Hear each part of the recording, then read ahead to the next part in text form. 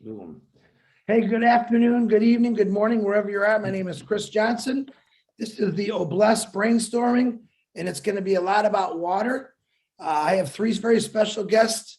One, Jeffrey Morlock, Mr. Hello, and he's going to bring on two, I think, key players to Obless, and they're going to talk about their company, and they are global and what they can do. Ash Mafar had said to us 2 weeks ago that what would you do if you could push a button and end poverty? And this is my button, trying to connect people together, trying to connect corporations that do green, that help people out. So I'm going to have to push one button. I want to make sure all these companies are connected together. We push that one button when we have something big, and boom, they go to work. And of course, we're going to have the funding through Obless.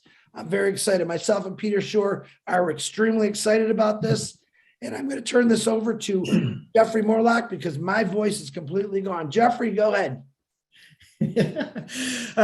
You do stay busy and you don't sleep much there, Chris. I certainly appreciate that. And hello to everybody. I hope you're having an outstanding passive day, or ONPASSIVE day rather. Thank you, Chris. I certainly appreciate you and all those working behind the scenes, for hosting this tonight. Also, you had mentioned Ash. We want to send out a great big thank you to Mr. Ash Mufara for the vision, the support, the encouragement, that's brought us all here. He and his family are a great blessing to a great many.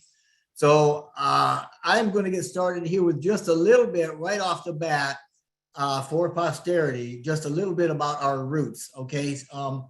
ONPASSIVE was established, as we know, by Mr. Ash Mufara. He's the visionary founder and CEO.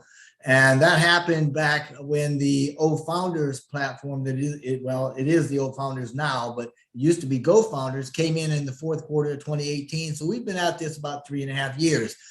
Now, Mr. Mufar is a postgraduate degree earner of information technology, and he has been online active in the marketing arena for about 25 years. He's been very, very successful at it, but in all that time, he really couldn't find a company with ethical standards that were high enough to use for his own business model. So he studied the greats like some people do, like Google and Wells Fargo and Amazon and such.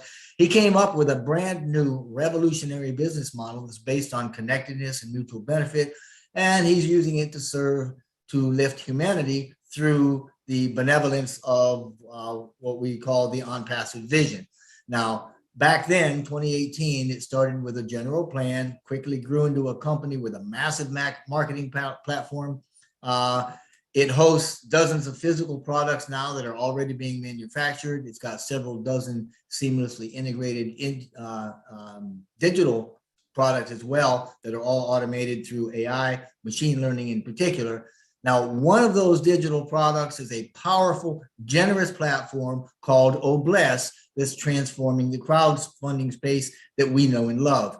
And last week, when you were talking on your webinar last week, Chris, you had mentioned the number 1.6 billion.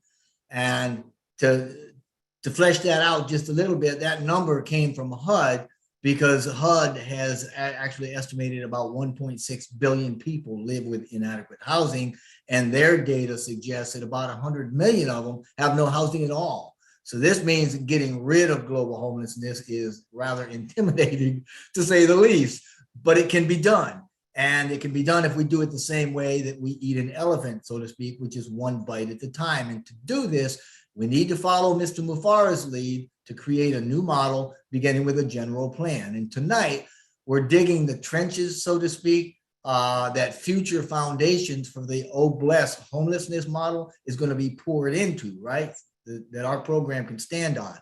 And it's the start of a general plan. Now, once done, a model that reduces or eliminates homelessness in a test area, like we find with the state of Michigan there, Chris, where you are, then it can be reproduced and it can be scaled up or down as needed for other areas. Now, we know that Obless is going to be used as a funding platform, and we know that we've got a ton of knowledgeable, talented, professional people in the founder community that we can use for fielding ideas and adopting activities, right, for the development of our model. And creating this model, as Chris, you have pointed out to me, is analogous to building a city. to that end, you've got that sheet, right, Chris, for that we can fill out for people that we recommend to participate in the homeless model. Obviously, that form and anything said tonight can change according to the needs of the project. But right now, I'm going to talk about a few things that we need to include moving forward. And when finished, I want to introduce a very nice man, Bob. You met him a little bit ago. He's going to share a little bit about his company, his history, and the extraordinary things that company is doing with sustainable technologies. I mean, he's probably going to set your mind on fire. And he's also going to share how these things can bring some long-term benefit to the world through ONPASSIVE and the OBLESS homelessness model, and how we can even start making a big difference in people's lives immediately. So to start with, we need some things, okay? We need to start out with reliable funding. Now, given the success of ONPASSIVE and by extension, the founders community, obviously, funding for projects through OBLESS will not be an issue. That's because we've got, a ton of big-hearted founders that are going to be volunteering and provide that funding through the abundance that ONPASSIVE passes to them. So all we need to do is plug them in. As an example, and this is a lowball example, if you take 20,000 founders donating $50 a month, that'll give us $1 million worth of funding every month. So I believe that's a doable start. Now, once we have the funding, we need to develop a master plan. All right, we live in a very smart age, so what we're building needs to be pretty doggone smart. It needs to be comprehensive, short and long term. It needs to have big picture plans for buildings and power grids and portable water supplies and railroads and all sorts of stuff, not railroads, just roads, and well, maybe railroads and all sorts of stuff. And it needs to be flexible so that we can change and grow as the project grows. Now, we're going to need people that can do all this type of work, and they're going to be key to our success. And one of the ways that we can probably amplify that is the use of 3D modeling. It makes it possible to devise master plans for homes and sewage and water, electrical systems, integrated transport, all sorts of stuff, including, the more digital stuff like Wi-Fi hotspots and fiber optic grids and sensors and stuff like that. Now, ways to do this, right? Ways to get into making the master plan is to begin with creating an oversight committee that we need to develop the scopes of work that we're going to have and request for proposals. Now, these tools are going to be helping us to open up the competition between contractors and planners and developers and stuff, and to remove the bias from the process, right? It's got to be fair, got to be equitable, got to be right. We are the correction to the corruption, after all, right? ONPASSIVE is. And this is going to need to be done for each major component of the project, unless we hire a general manager, right, to oversee the entire thing, in which case it's going to be his or her responsibility to get qualified people in. Obviously, we're going to also need to choose a location, and we're going to need to get the land. Now, the land could be purchased outright. I mean, if we go to deserts or even undeveloped or uninhabited lands, and I talk very broadly because we're going to be global, right? We can even use reclaimed land from swamps or landfills, almost anything. It can also be donated, right? I mean, believe it or not, you have philanthropists and corporations and even governments that are willing to donate land to a worthy cause. And if anything was worthy, we certainly are, or OBLESS will be. And we probably want to stay away from toxic sites that may require soil or groundwater remediation. You don't want to be bulldozing buildings or doing anything that's going to require big money to make it ready for use. And this would include maybe, some long drawn out legal battles for some reason. So ways to get the land include soliciting those donations, online maps, local government mapping systems, local land listings, visiting firsthand, contracting builders and consultants, real estate agents, and developers. So, I mean, anything goes. If you find a piece of land, then we start working on what we need to do to get it. Now, we also need to have reliable power supply, right? Preferably a completely done green power supply if possible, which is, produced through renewable or sustainable sources that carry either a low or even zero carbon footprints. That would be optimum for us. And we want to keep waste as close to zero as possible. This means we should be looking at solar thermal and electrical power, wind power, magnetics, geothermal, and of course, new and emerging technologies like the ones that you're going to hear about from Bob and Sean here in a few minutes. Now, along with power, we're going to need a reliable water supply. Because, I mean, as we know, potable water can be gotten from any number of sources or even used in combination of sources. But whatever the source, it's got to be reliable because we got to have water. We can use groundwater, lakes, rivers, all that, you know, they're used and they usually are used. As a matter of fact, 78% of community water systems in the US rather, use groundwater as their water source, right? But as technology has gotten better, more advanced systems have become available, and a lot of them are eco-friendly components to even the largest of products, and I'm hoping that we're going to use those. We're going to hear about some of those tonight. Now, ways to establish water supplies include contacting municipal water planners near wherever we want to build, contacting companies that specialize in developing water systems, contractors that even drill, you know, old school water producing wells, rainwater reclamation, and green companies, I love that especially work with water recycling, purification, and or production, which is not in a conventional sense. And all of these things need to be kept in mind when we're talking to anybody that is a potential participant in the Oblast homelessness project. Now, moving forward, there are a few things that we want to keep in touch with mentally, you know, as we're moving forward, and things like connectivity, obviously in the digital world, especially with IoT and all that, transportation and employment. I've got general information about that, Chris, that I'm going to send you with everything that I'm talking about tonight so that you'll have it all. So yeah, ask Chris about that and also about the participation recommendation form that he's got, because we can mold that to whatever we want. Please also keep in mind the information outlined here is all a work in progress. This is brainstorming, and this is just a good start to it to open up our minds so that we can see how we can begin to lay the foundation of what we are calling, or for right now, I'm just calling it the Oblast Homelessness Project.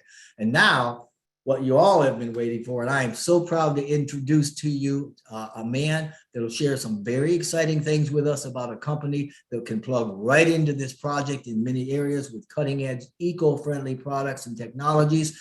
When Mr. Mufara talked yesterday about literally changing the world, right? He pointed at a big picture of the world from space saying, look at the blue and green. He's talking about changing the blue and green. We're going to do that through companies and technologies like those that you're going to hear about tonight. The company's name is We World Energy. The speaker I'm introducing is Mr. Robert Graves, and he is the We World Energy Director for Africa. He's a native of Philadelphia, Pennsylvania. He got his bachelor's in accounting, economics, and finance from Penn State. He's also a co-founder of Complex Surface Alloying, which is a company pioneering new metals material and science technology. It's based out of Florida, so he's pretty close to Ash. He started working in Africa in 2005. He's traveled to 7 of those countries. He currently lives in Dakar, Senegal, and he works directly with Mr. Sean Wintraub, the CEO and founder of We World Energy. Please join me in welcoming Mr. Graves to our platform. Welcome, Mr. Graves.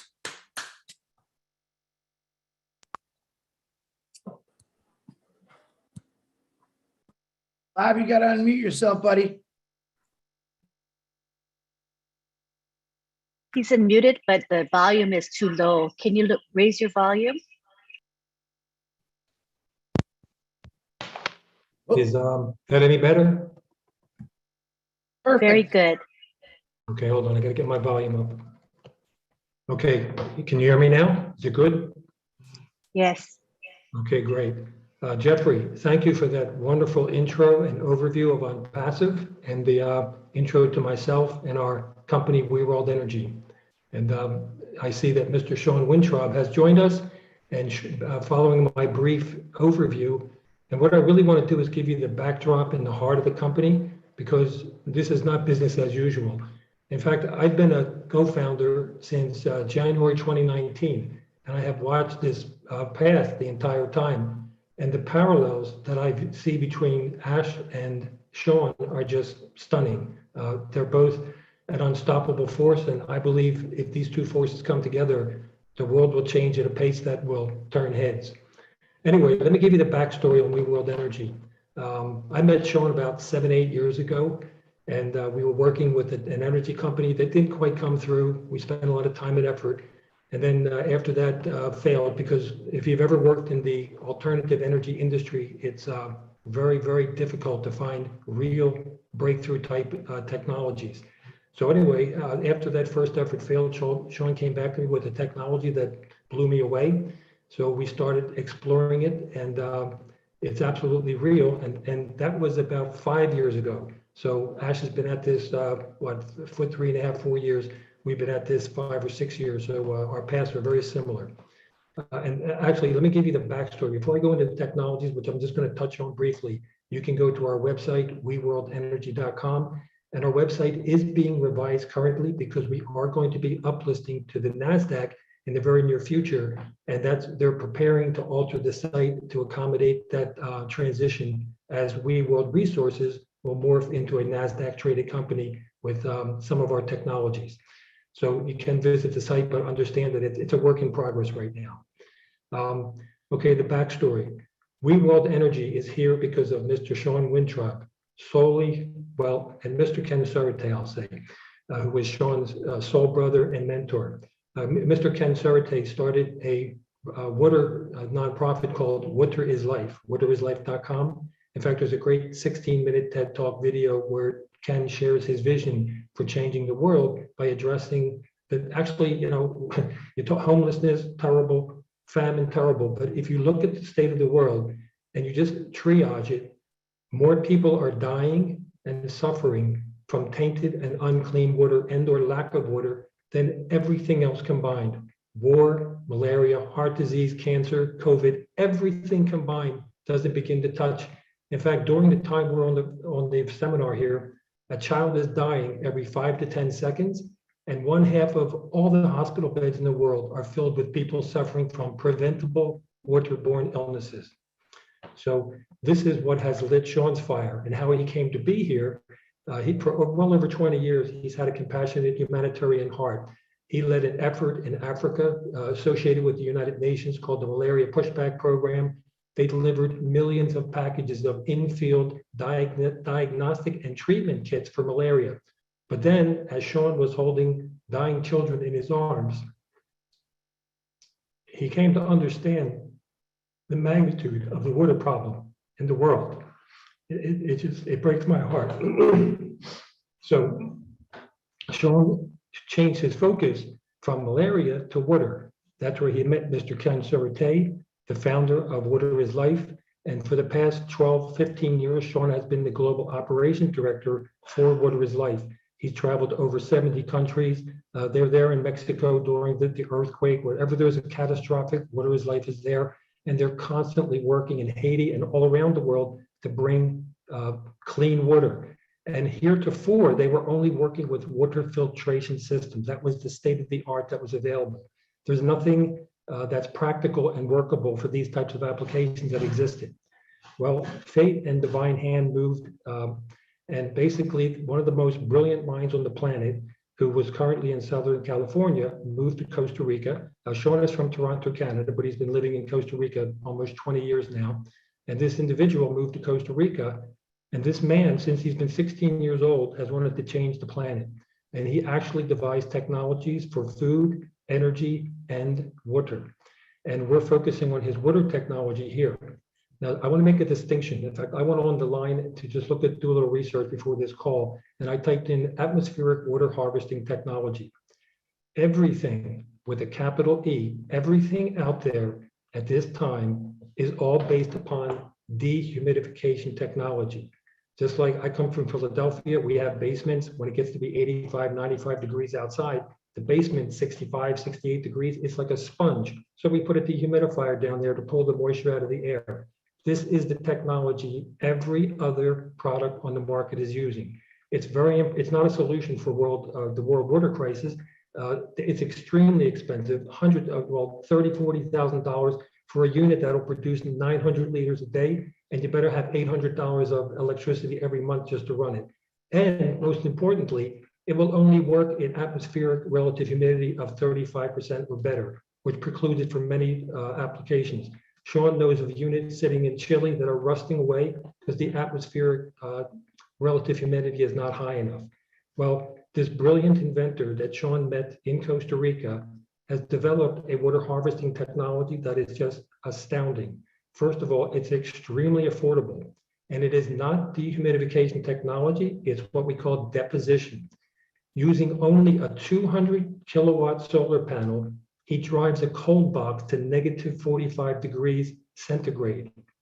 When the atmospheric water vapor enters the box, it deposes, it freezes onto the surface. We collect the water, and what we have is what's called glacier pure water, because when water reaches that extreme cold temperature, no contaminating molecules can cling to the water. So we have the device, this unit, this water harvester unit is the go-to technology to place in every school, every mosque, every temple, every government building, everywhere they need water, we're going to donate them. The motto of We World Energy is we sell to those who want it to give to those who need it. In fact, Chris, I wanted to address something briefly. You talked about bringing companies together. We World Energy has developed an energy savings program for the corporate world. In fact, I want to talk to Ash about this at some point. We have a generator, which you will see on our website, called the Magnetron. It does not use any fuel, no diesel, no petrol, no wind, no sun, no heat, nothing. It runs by itself continuously 24 hours a day. We have an equipment lease program. Basically, companies, they fill out a 24-hour approval application, one page. They give us a utility bill. We put the generators on site. We maintain them. We customer service everything. They pay us $5,000 a month, let's say, for a 100 kilowatt generator. If you do the math, a 100 kilowatt generator produces 72,000 kilowatts per month, 100 kilowatts per hour for a month. If you divide that by $5,000, they're paying under 7 cents per kilowatt hour. And every company who participates gets a water harvester donated to the location of their choice in the world. We put their logo on it.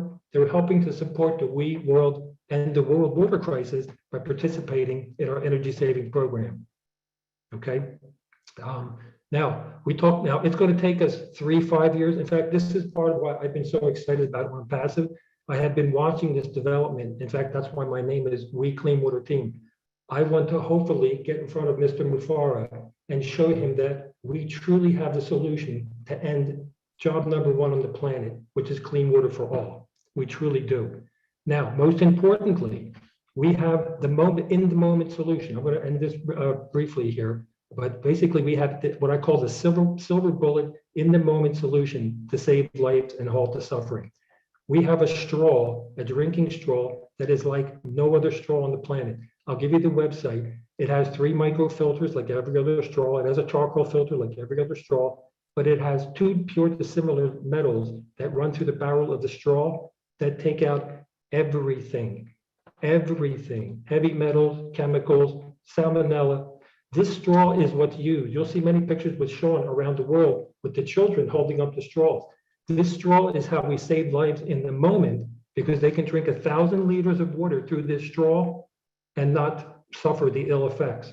So this straw is our in the moment. And I have been brainstorming on a program because I live in Dakar, Senegal here. Many people, whatever the cost of the ONPASSIVE is going to be, they can't afford it. They work 6 days a week, and basically they don't even earn enough to cover their rent. It's very bad. So I want to bring this straw to Africa and elsewhere and give people an opportunity to get the straw, go into a matrix, earn the money to segue and feed into ONPASSIVE. And last thing I'll mention, all of our equipment, which will be placed around the world, all of our water harvesters, all of our energy technology, they have a telemetry tracking app inside.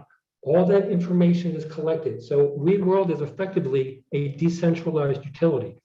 We take all that information and we use that to support a true valued digital currency called the We Coin. The We Coin is finished, it's sitting in the garage. The coin developers say you have a Lamborghini with the keys in the ignition ready to go. This is another thing. One idea I have is whenever somebody gets a straw, we donate a straw, it has a serial number. They use that serial number to go to an internet cafe, they log in, and we enter them into the digital age with a deposit of We Coin. This is a mechanism. There's so many things that we can go through. Anyway, much to talk about. I know we'll have many more meetings, but I want to turn the floor over to Mr. Sean Wintrop so he can give you his firsthand understanding. And by the way, Sean has been awarded diplomatic status for the work that he's done over these many, many years. He's a serious world mover and shaker and changer.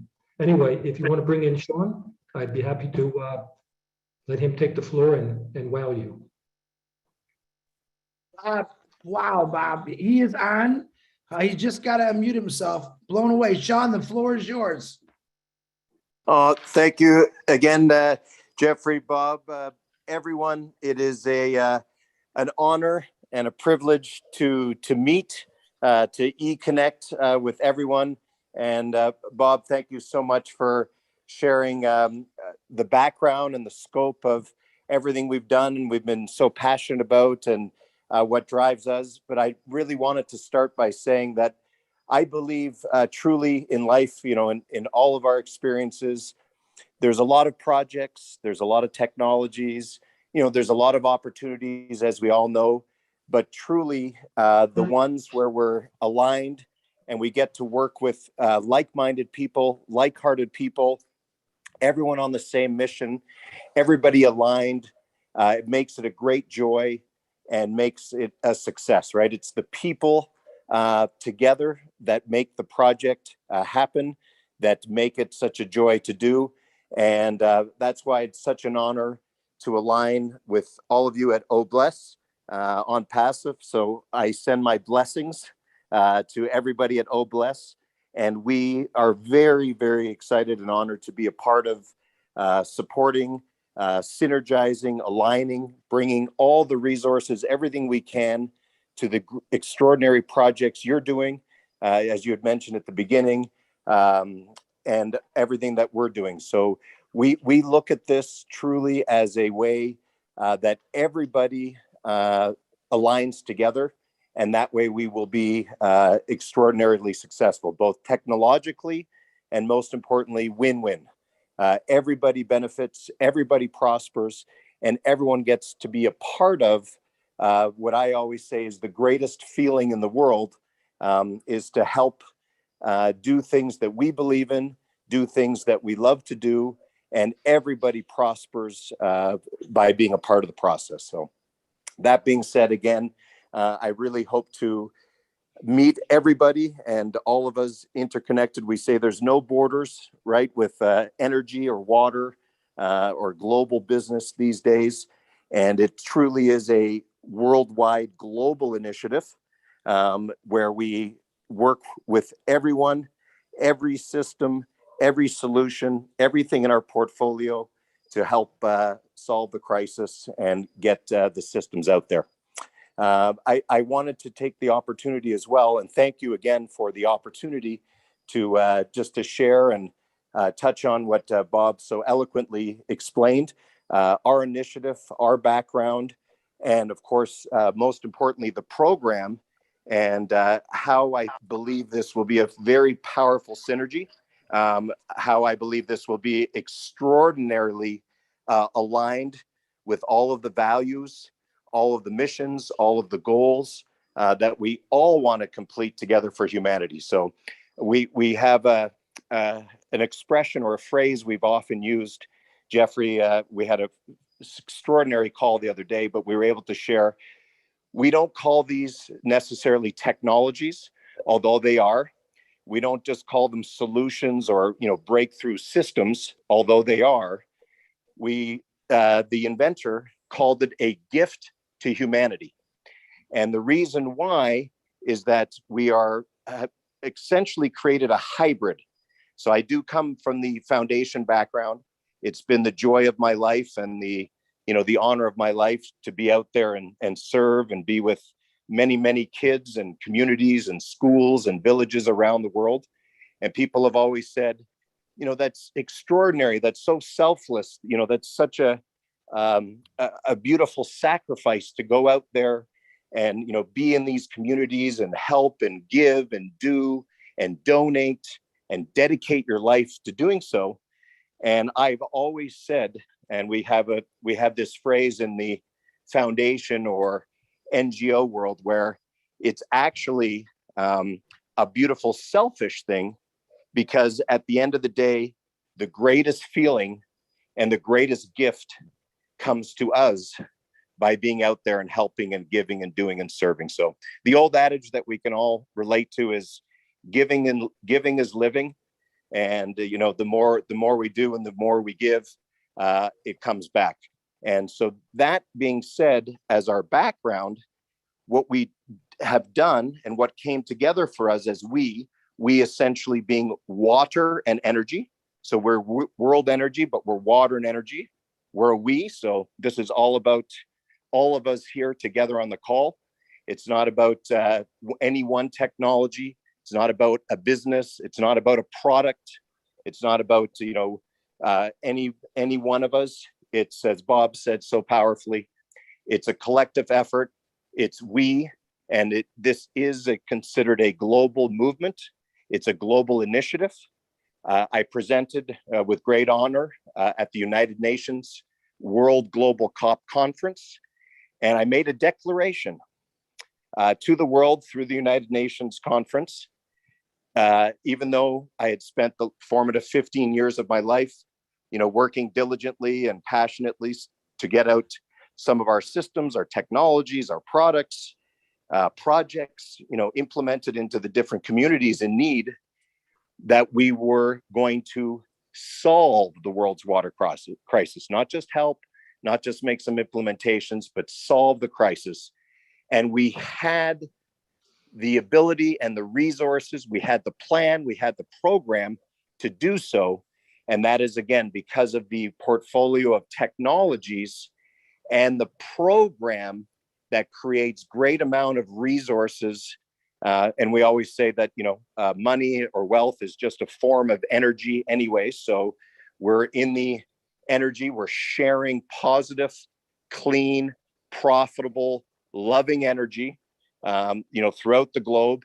And yes, it generates a great revenue or margins and commissions and royalties for life for everyone here together on this call that, may be involved or feels in their heart they want to be involved and align on this initiative. So that way we can create more revenues to donate and implement to those who need it. So truly a win-win.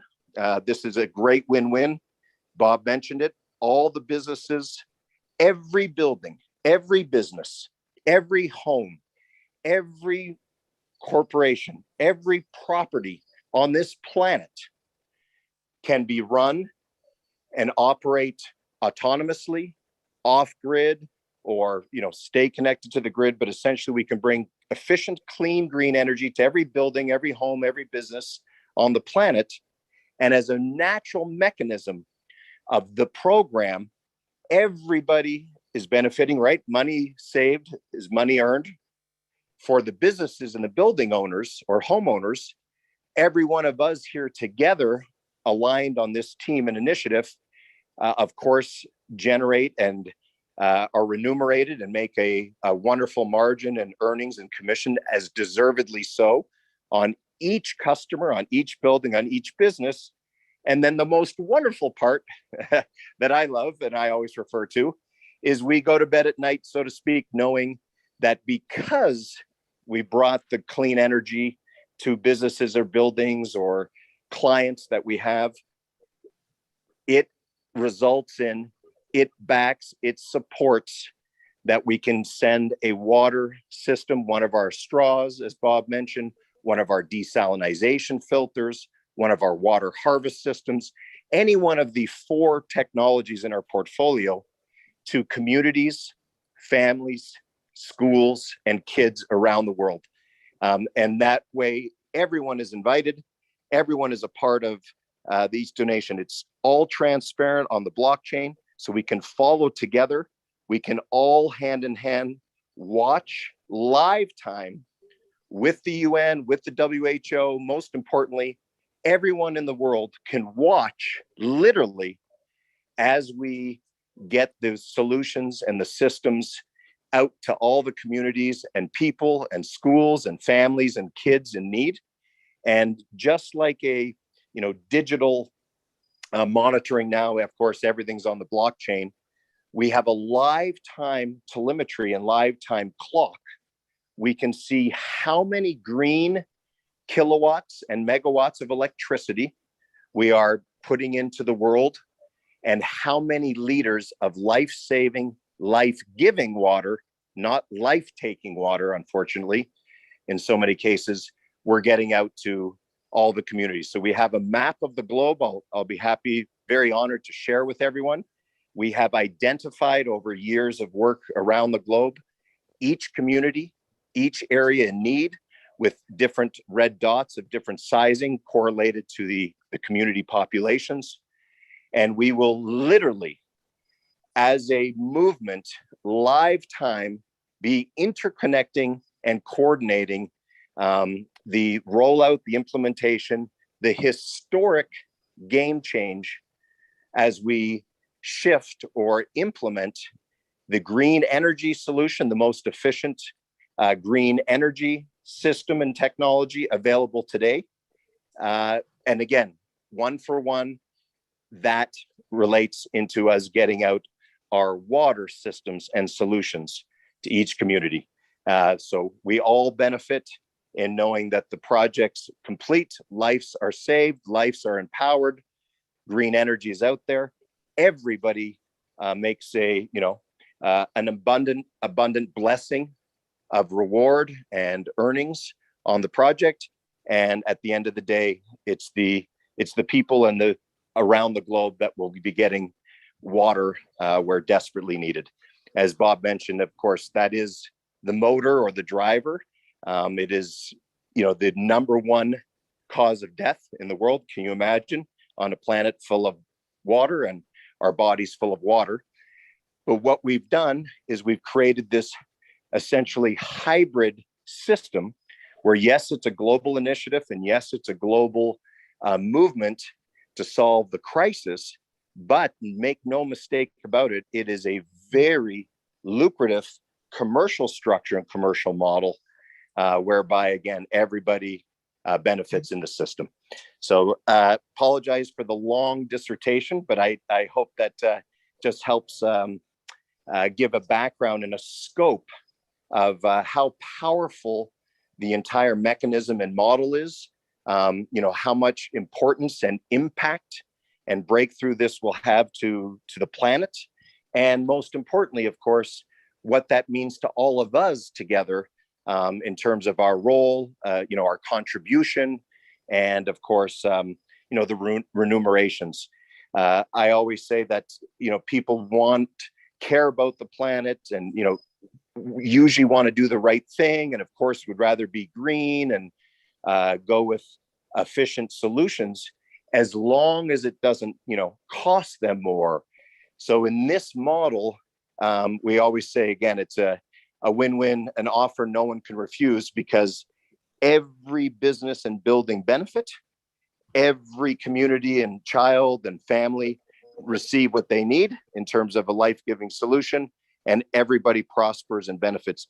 I think the timing and opportunity is meant to be such a powerful synergy, because just like ONPASSIVE, absolutely extraordinary what you've all built and everyone's a part of. I'm honored to be a founding member as well with Bob for some time.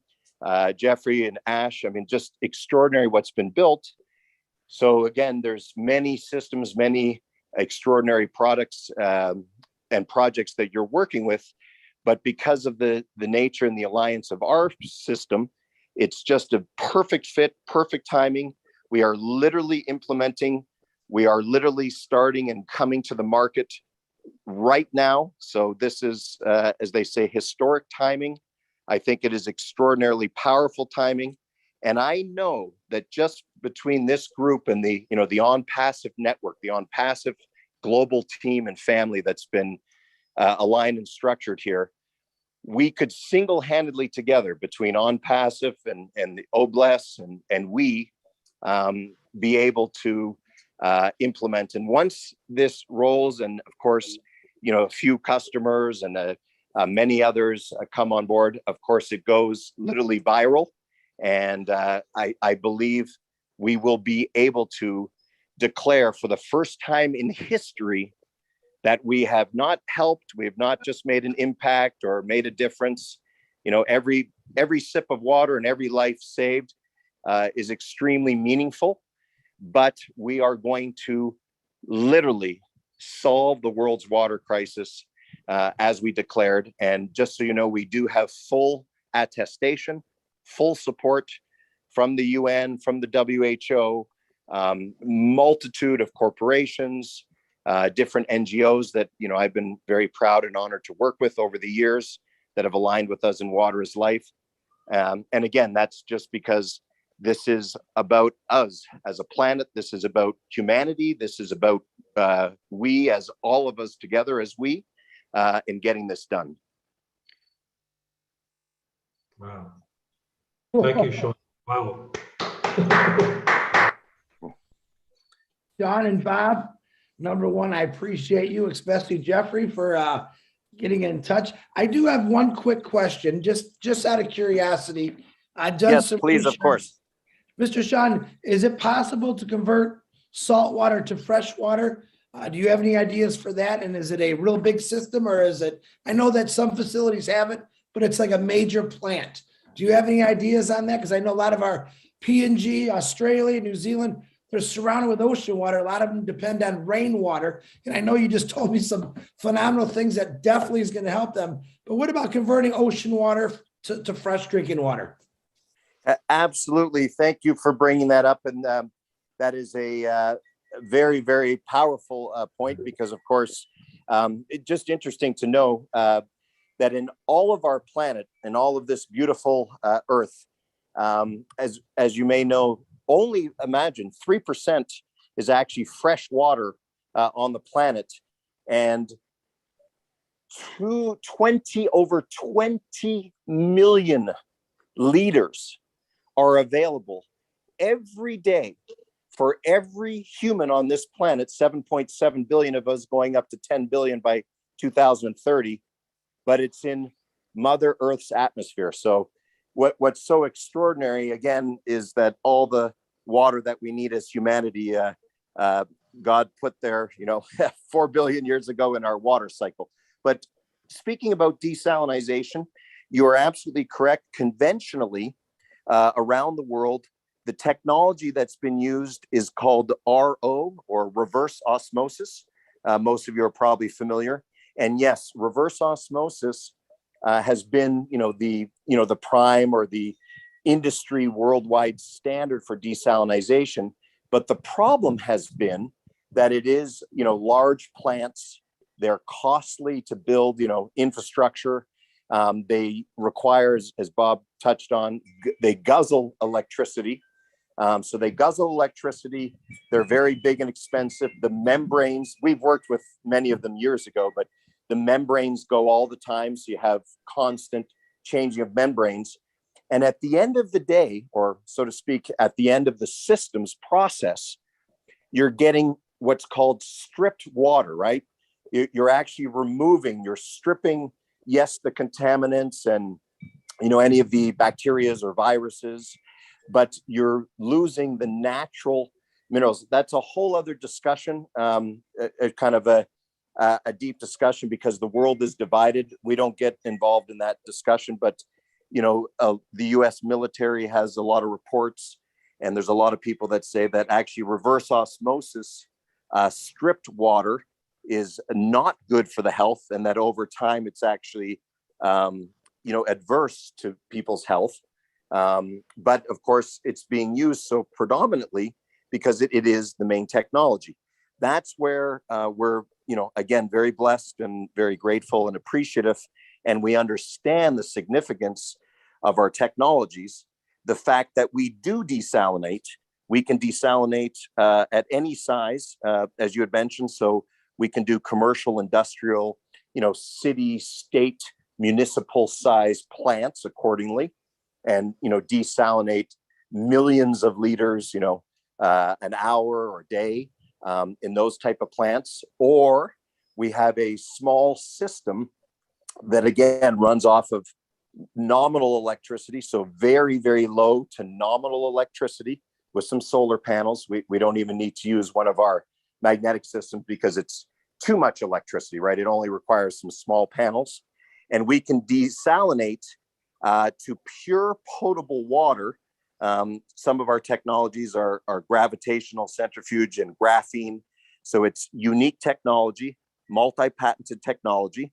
And yes, it is a solution anywhere on the planet to desalinate efficiently, nominal electricity, no expensive membranes to change, and the water comes out pure potable in its natural state with the important array of minerals. We also are the first ones in the world history. I joke, complimentary and very fondly so with the inventor. But Bob had mentioned we have the world's most encompassing filter. We have the most encompassing straw that literally is the most encompassing filter in the world. But you're actually hearing this, one of the first to hear this. So I feel very akin in a special chemistry. And I know we're going to do a lot of wonderful works together with OBLESS and ONPASSIVE and we. But we have developed, and it is now commercially viable, a desalinization straw.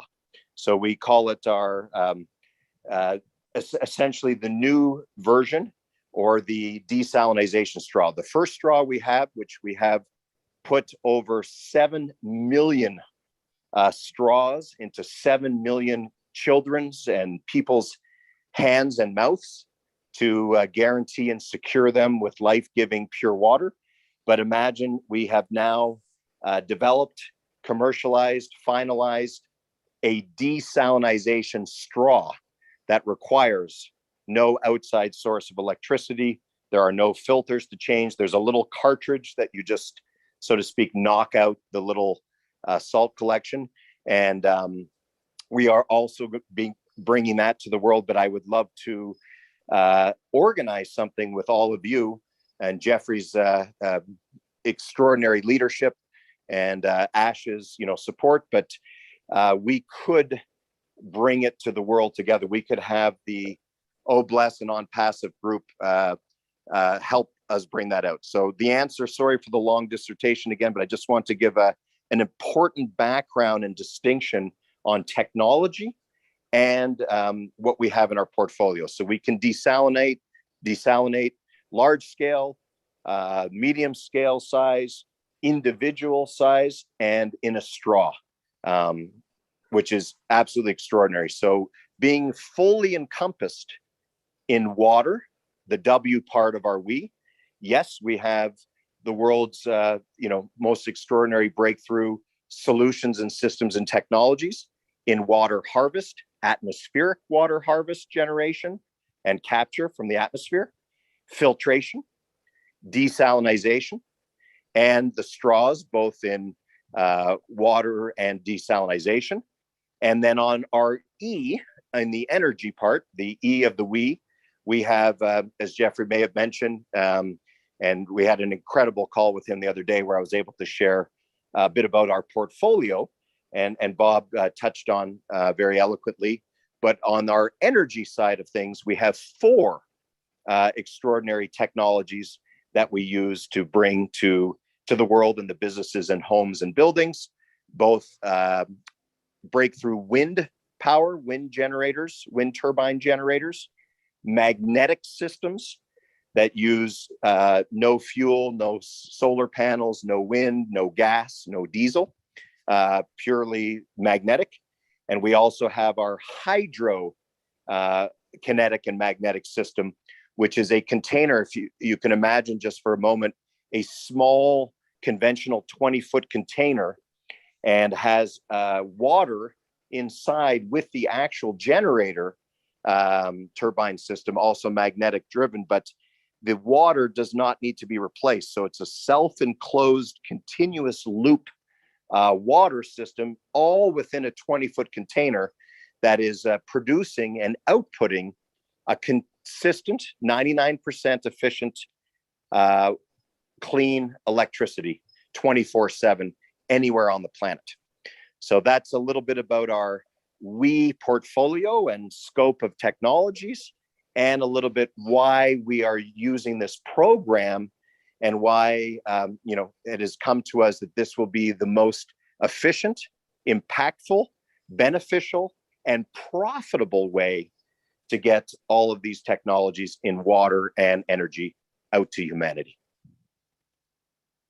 Wow, Sean, let me tell you right now, we have quite a few people from all over the world on this webinar here.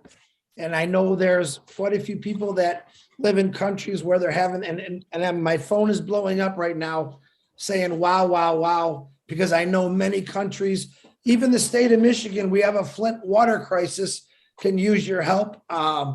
My congratulations on what you have done, and Bob and Jeffrey. I don't even know right now. I'm kind of numb thinking what the possibilities are of with your technologies and ONPASSIVE's OBLESS, where we could take this. And I'm really, really excited about this. I love your thinking, Chris. I love your think. That's exactly it. I was saying, right, with all of us together, aligned with our mission and shared heart, and most importantly, network and technologies and resources, we are going to do it. We always say, remember Nike, just do it.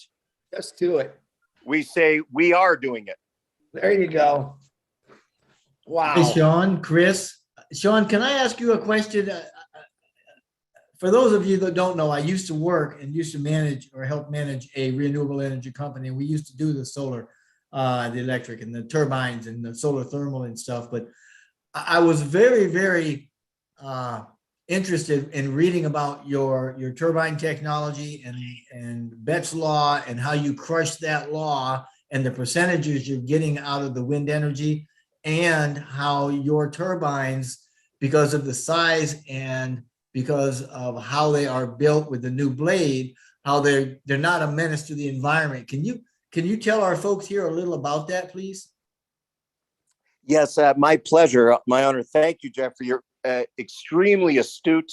I was really, touched by it on our other call, and then again tonight, how knowledgeable you are, and how versed you are, in your experience. When you're asking great questions, just your understanding of why our technologies, of course, are distinct and impactful, and regarded as breakthroughs in so many aspects. But yeah, excellent question, and thank you. On the wind turbine in particular, as you mentioned, as many of you know, and we're all familiar with, conventionally, historically, right, through all of time, the wind turbines, and what we're all familiar with in the world, is what we call, with respectfully, three propeller turbines, right? They're the three propeller blades. We call them the dinosaurs, or Bob is a little more eloquent and he calls them legacy turbines. And of course, as we all know, and I'm very familiar, we've worked in conjunction, we've worked very closely, with the great folks and the brilliant folks at GE and Siemens and all the big players around the world. But what's happened is, all of those turbines, a little bit like the reverse osmosis comparison to the technology, they all, of course, have a great, footprint, a large size. They're big, they're expensive. You've got infrastructure, logistics to put in place, and they are limited to Bett's law. And Bett's law, as you know, just like solar, by the way, you get a 28 to 34% maximum efficiency output. And that's, not a commercial number. That is a scientific law, as well as, of course, the commercial law. So when any of the wind turbines that are three propeller blades, that is the maximum, efficiencies and outputs you can get. Our wind turbine, and again, I always am honored to give credit to the, brilliant inventors and scientists and engineers and physicists that, it's been an honor for me to work with. I learn every day. I'm not the smart gentleman who's invented these by any means. I'm not the scientist. I'm just feel very blessed that I've been able to, work on the commercial part, as you all know by now. As I've shared, I come to this from the commercial program and the initiative, and helping just bring the best of the best technologies to the world. So each technology we work with that are under our WE umbrella and our WE global initiative, all come from distinct, extraordinary people that I know you'll have the pleasure in meeting, and we'll all be working together very intimately as we move on this mission. But the fan turbine, for example, or our vertical access turbines, what we've done, or what they've done, is the surface area is 1,800 times more. So instead of those 3 blades, it's now a circle. So you picture, well, Jeffrey will share with you, some of the photos and brochures and videos and, all the technical information if anyone's so inclined or interested. But what's happened is now when there's a circle, we're able to capture 1,800 times more surface area, therefore capturing more torque, more wind space, and that correlates, of course, to the amount of output and the amount of efficiency that comes. So we have a very small, lightweight, no vibration, no reverberation, no sound blades that are made out of a breakthrough, basically, essentially a special composite material. The industry went to carbon fiber, which is very light and strong. Aviation, cars, everyone went to carbon fiber. But this is even beyond, because it's a composite material. In fact, you'll all appreciate this. The same material that we use to make the blades for our wind turbine technology of all sizes is being used now in drones. The US cycling team, or the US racing team's bikes. So it's the material itself is a game changer because it's extraordinarily strong and extraordinarily light. So what happens is we have a coreless axial flux magnetic generator.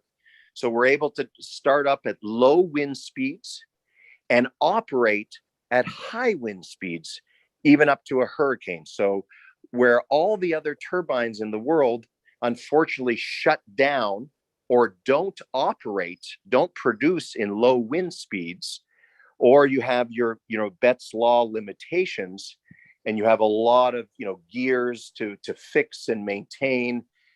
We have imagine again, an axial flux, like a coreless generator. So a magnetic generator that's light, that has no inner guts or workings or oilings or gears to deal with, and a circular fan. So it's actually a fan configuration, and it picks up and starts spinning and outputting clean electricity in just a little breeze in a very, very low wind speed area. Of course, the higher up anything is, of course, the more wind velocity is captured. And then it doesn't have any limits. So we're up at 64% to 95% output and efficiencies just based on certain base metrics of wind speed, which has never been done.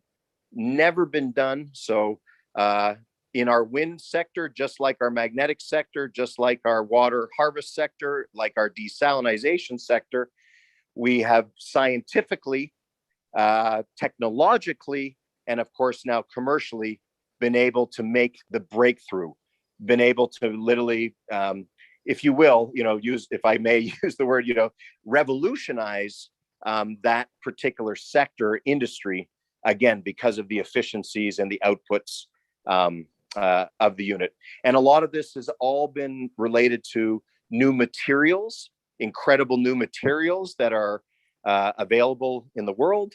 And of course, the great strides and the great leaps that are being made with technology. So, and we also, we don't believe as well that, yes, there's extraordinary systems being developed. Say, God bless everybody who's working in water or energy or technological space, we welcome. I think it's all fantastic, and there's a place for all great technologies, all products, all systems, that bring value or make an impact to humanity. We just happen to be working with our portfolio that we're proud to have. We're constantly bringing on new and best of the best technology. And the most important thing, again, is we're using all of our technology to provide incredible value, savings, and revenues for everyone involved in our program. And most importantly, again, going back to, we have a transparent one-for-one.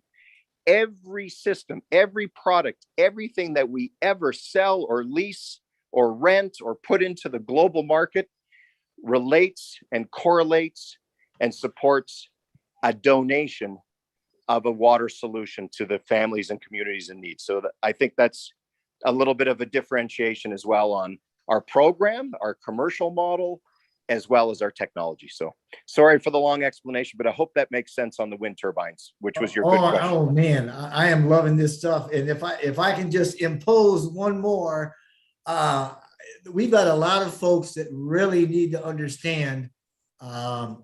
You talked about breaking the laws for your your aerodynamics there, but you've got a water harvesting situation. You've got systems that operate far below normal thresholds of moisture in the atmosphere, down in single digits, I believe. And even the deserts are double digit. Can you explain a little bit about that? Oh, yes, thank you for another excellent question, which is essentially the perfect segue to just straight to the point, explaining the distinction of our system and technology, and how this relates to what's going on Mother Earth every day. A quick little adage, if I may, and I know you'll all appreciate this. And again, I really am honored. I want to introduce all the team and all the wonderful inventors and brilliant scientists that I've been blessed to work with and are part of our team. They'll be so delighted. I'm going to share with them that we've had this extraordinary conference, because what it means to inventors and people that have spent their life dedicated to developing these technologies, to know that there's a team and a group and a network out there like this, that all care about helping, that all want to be a part of collaborating. That's a major motor to them. So I always let them know that about the extraordinary potential and the relationship here. So thank you all for that and this support. What we say, or the inventor has always said, is people said to him, we did presentations all over the world, and as you know, at the UN and various science forums and companies and corporations and governments and NGOs, and people would say, wow, that's amazing. That's extraordinary. That this is the way of the future. This is a breakthrough. This is the new way for the world. And Dr. Lang would laugh, and he'd sort of smile, and he'd say, well, this is actually nothing new. It's 4 billion years old. I just created a little box that represents and mimics Mother Earth's natural water cycle. And essentially what we're doing is, you said it exactly correct, dehumidification. So most of the systems, and I know a lot of the companies, and we've worked with them over the years as Water is Life. Remember, I've spent 20 years working with the best of the best technology. So it's not about one system or the other. We have just made a decision to work with the ones that are obviously the most efficient and can make the most impact. But what happens is, you need a 30 to 35% relative humidity. It's called a relative humidity at any given moment, in order for all the systems, as Bob touched on, to function and to work. And in most of the planet, depending, of course, what country and where you are, there's a grand majority of this beautiful planet that don't have a 35% relative humidity, on any given day, in the atmosphere. Is the water vapor available? Yes, absolutely. Remember, there's 4 quadrillion trillion liters a day always sitting in the atmosphere. We've just been able to capture. So what we're doing is we're using deposition and not dehumidification. And the deposition allows the capturing of the water vapor that's always present, right? There's always the water vapor present, even if that relative humidity is not there. And Bob touched on it without getting too long-winded on the inner workings of the technology and boring everybody. But essentially what happens is, that's in the state of a gas, right? It's in the atmosphere as vapor. It's a gas. And our cold box, the machine, is an ice box. So it's just sitting there with a -40 temperature because of the phase change material. So we have a -40 temperature sitting there. What happens when you have a vapor gas and you have a cold box of -40? Well, the law of thermodynamics shows us and tells us that, of course, it moves very quickly. The vapor, so to speak, flies over and gets drawn onto or harvested, or as we say, drawn onto the cold box. And then, of course, it's changed into almost like a frost, if you will, like a frost or ice. Very familiar being from Canada. Many of you maybe from northern part of the US or Europe, with frost. And then, of course, that goes to water. So we're able to harvest water from the atmosphere anywhere on the planet, 24/7 on any day, through this deposition process, using extremely nominal electricity, which is very important, right? Because a lot of these, it was built to go out to the communities. It was built to go out to villages in Africa and India and in Asia. A lot of them don't even have electricity. So the idea is that it can capture from the atmosphere the vapor through deposition, not an electricity guzzling dehumidification that are expensive and, again, only work in 35% plus relative humidity. And so that's the nature. And again, these were designed, of course, commercially to go everywhere in the world. But remember, we made these, and our idea with this from the beginning was this was our gift to humanity. So yes, of course, they are for sale, and we have large groups or commercial orders. But for me, from my heart, commercially and personally, these are one of the technologies we just like to donate and give to the schools and families and kids in need, based upon the very lucrative green energy and clean energy program we have. So that when we say a 1-to-1, and then Bob did such an extraordinary job as always. We call him the commander, by the way, but our wee commander, Bob. But what we do, I hope you'll all appreciate it, but the idea is that every time we donate a water harvest system, we're going to have the logo of where it was derived from. So let's say it was Oh Bless, or Peter or Lynn, whoever has helped get that client or one of their signups for the energy program. Imagine that company or that business, without spending $1 of their own, gets their name proudly emblazoned on the water machine, and then it goes out to the communities or the schools and the kids. Of course, we have the We logo on there, but we have the company's logo on there, and they can say, and they can know in their hearts that they've brought on something to give themselves energy savings, green energy, but they've supported the We initiative. And now there's a school or village in the world where all the kids and everyone are drinking pure, safe water because of their, so to speak, their support and their work. And then what we do is we invite representatives from the company or the organization to join us when we go out there and give the gift of life. When we're there in the community, anywhere, India, Philippines, anywhere in the world. And not everyone can make it, but we offer that experience because those have been the greatest experiences of my life. When I've been out there in the communities and the villages with the kids and the schools, bringing them solutions, bringing them love, light, pure life-saving water. So that's sort of the final piece, as Bob always says, where the rubber meets the road, where it all happens. Because as we know, many times there's great initiatives, and God bless all the, foundations and NGOs and programs out there.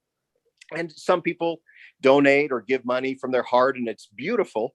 But there is nothing more rewarding to me, at least, than I know that many, many, many people I've worked with, whether they're high school students or university students or retirees, that have just said, this is the greatest experience. So we're constantly giving the water solutions out to the communities around the world. And on any day, on any week, anyone can join us and come out there, hands on, hearts on, while we're there, delivering and giving. And then, of course, as you know, the power of social media these days, as ONPASSIVE is so extraordinary, but we will film, and of course, we can have live videos and live ONPASSIVE, oh bless, videos. Oh, here we are, and in Mexico, in this village, this school with 2,000 kids have received the water machine, or straws, or desalinization. Again, whatever technology we best feel to implement gets to the kids, gets to the communities. And again, the logo is emblazoned on there from Oh Bless or ONPASSIVE, or the company or the individual that helped. We do the program anyways. I mean, we're working 24/7 around the globe bringing these out there, but we cherish when our associates, our channel partners, our brothers around the world, so to speak, come and join us on the trips, when we're out there delivering them. So again, sorry to go back to the program and kind of recapping and encapsulating that, but now you understand a little more about we have great technologies, but like the Spider-Man movie, I always love the line, with great power comes great responsibility. And we're not just using the technologies, for extraordinary revenues, but everything has to be related and backed to the giving and solving the water crisis, while everybody makes a wonderful profit along the way. John, you got my brain completely going in circles right now. I do have a question, and then I know Peter Shore and Marty would like to ask you something, and we do have hands up. I know you're a busy guy. Can I ask you a real quick question here? How many straws can you produce, let's say in a month's time, of your wonderful straws? Oh, I love that question. That's a great question. We produce them, just to let you know, in Canada. My partner and longtime friend, who's the inventor, he's in his early 80s now. He's an incredible gentleman with a huge, huge heart for humanity. That's why we've been working so closely together for many years. But we own our own factory with our own machinery. Just to let you know, it's kind of interesting. Quick story. We sent our technology, just so you know, to China and to India, and we offered to pay them to reverse engineer it. I said, please reverse engineer this. If you can recreate this, we will, give you an order of millions of units as a contract manufacturer. They were not able to do so. So we're proudly able to announce and declare that every piece, every component inside is from the US or Canada or Europe, and it is manufactured proudly 100% in Canada. And nothing against, but as the inventor, my friend, says, this is people's lives at stake, right? This is not about cutting corners and making us something for $2. This is people's life at stake.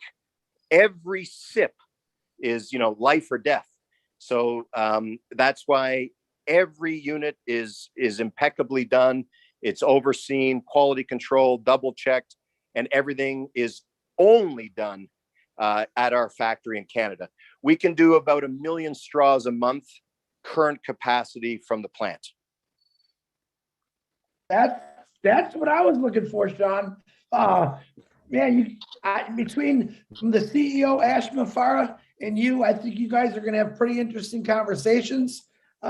We make fun of Ash. We call him, crazy like a fox. I think you guys are going to be really, really excited and what you have to talk about. But Peter, sure, you go right ahead with your question, and Marty, you're up next.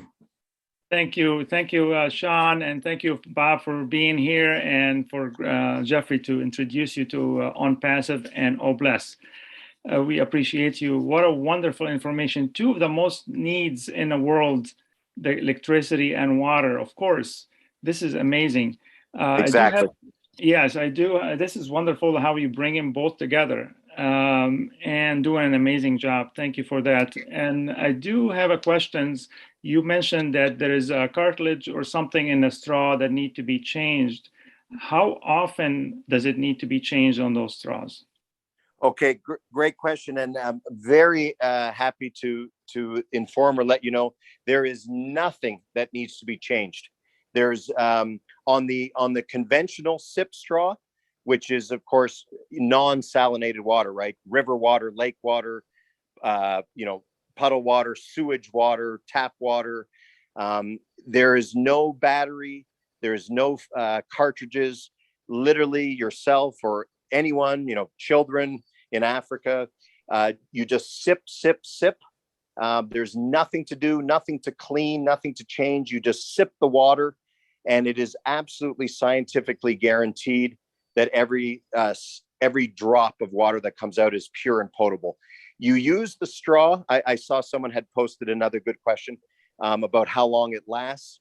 You just use, sip, sip, sip, enjoy safe, pure water, no chlorine, no fluoride, no arsenic, no other cancer-causing chemicals that's in our tap water, as we all know, is in our groundwater, unfortunately. And then when the filter stops, it will automatically stop itself. It appears like it's clogged. It just stops. So that way, not one sip will come out contaminated. And then, of course, you can just recycle the straw. It's meant to work for about 1,000 liters, which I believe is 260 gallons for all of our good American friends on the call. So it's about 260 gallons, 1,000 liters. You'll just sip, sip, sip the water. Nothing to do, nothing to worry about, nothing to change. And then we're able to, then it just stops and you get another one. Just to let you know, the straws come in different colors, which is kind of fun. The kids at the schools or different organizations or different companies, may like a certain color or want to color code it. And we also lithograph the straws. So for example, OBLESS or ONPASSIVE can have your own straw. We provide the technology, and we're more than happy to lithograph and emblazon your own logo, your own organization on it. So it becomes the OBLESS straw, if you like. This is music to my ears, Sean. One more question in regarding to electricity, if I may. Now you've mentioned the infrastructure for the current turbine fans, or the fans that create electricity right now, the three monster giants that you mentioned that we have currently in the system. Your system, the round fan, does not require any infrastructure. Did I understand that correctly? Yes, no. It's important, I think, distinction. Of course, it requires a lot less space or infrastructure because of the light weight. But of course, like anything, each installation, has to have its appropriate supportive infrastructure. For example, we have a 5 kilowatt unit, that's like a residential unit. That, of course, has to be, mounted on either a rooftop or, a little pole or post. And our 1 megawatts, more of the commercial, grid type, PPA type of generator. Yes, it has to, like anything you're putting down, has to have its, it's grid tie and has to have its infrastructure. Again, it's extremely proportionately smaller and lighter and less space. So there's not a lot of infrastructure. There's not a lot to be done. But yeah, I think it's important and very safe and correct of us to say that any installation of any size generator needs to have its appropriate, supportive support in place. Got it. Make If that complete makes sense. But yeah, absolutely. Just like any, let's say a home generator to be installed, you would do literally the same thing or something similar to it. So it's maintained to minimum versus the current condition. That's exactly right. Whether it's solar panels or a backup diesel generator, everything has to have its proper, correct, electrical connection and, right setup, because we are dealing with, a generator. It's serious, but all of our systems, of course, are light and easy and made to be extraordinarily small and efficient. So there's a lot less work to do. But yes, installing any generator anywhere is, important, serious business and has to be done correctly. Thank you so much. Back to you, Chris or Marty. Marty, go ahead. I can listen to this guy all night. Marty, go ahead. Yeah, Sean, you blew me away, and so did your partner here. A question so I could try to wrap my head around this. When you're talking about air and relative humidity, if I said something like 50% relative humidity means the sponge is half full of water. Like the air is half full of water. Is that what that means? Yes, that's correct. Okay. Essentially, right. There's the vapor constantly in the atmosphere. And then, of course, at that time, the humidity, of course, that becomes the relative humidity. The other technologies we referred to were not able to harvest, so to speak, that water vapor because they're using a dehumidification system, right, which is only extracting that, low-hanging, so to speak, accessible humidity and running it through the machine because of the process I aforementioned, whereby the vapor gets attracted to the cold box. That's why we're not guzzling electricity to, dehumidify it. It's naturally flying or flowing to our machine because of the, vapor gas law of thermodynamics going to the colder box, if that makes sense. So that's the difference with the vapor harvesting that we're doing as opposed to dehumidification. Okay, yeah, so the vapor harvesting, you could take out water at a much lower humidity, correct? Or water in the Yes. air. Yeah, okay. The question, That's correct. This cold unit or this box, are you blowing fans over it to have it come in, or it's just happening from the cold? Good question. There's the natural cold process inside, but Right. we have panels. We have special panels that have some of that phase change material I mentioned. That is what we sort of call our key, or the magic, if you will. All science, not magic, but the old phrase, that's the magic of the system, because the box is covered in phase change material panels. And that material is what attracts the vapor or gas and converts it into the frost and the ice. So it's, if it was just sitting on its own, that mechanism wouldn't occur.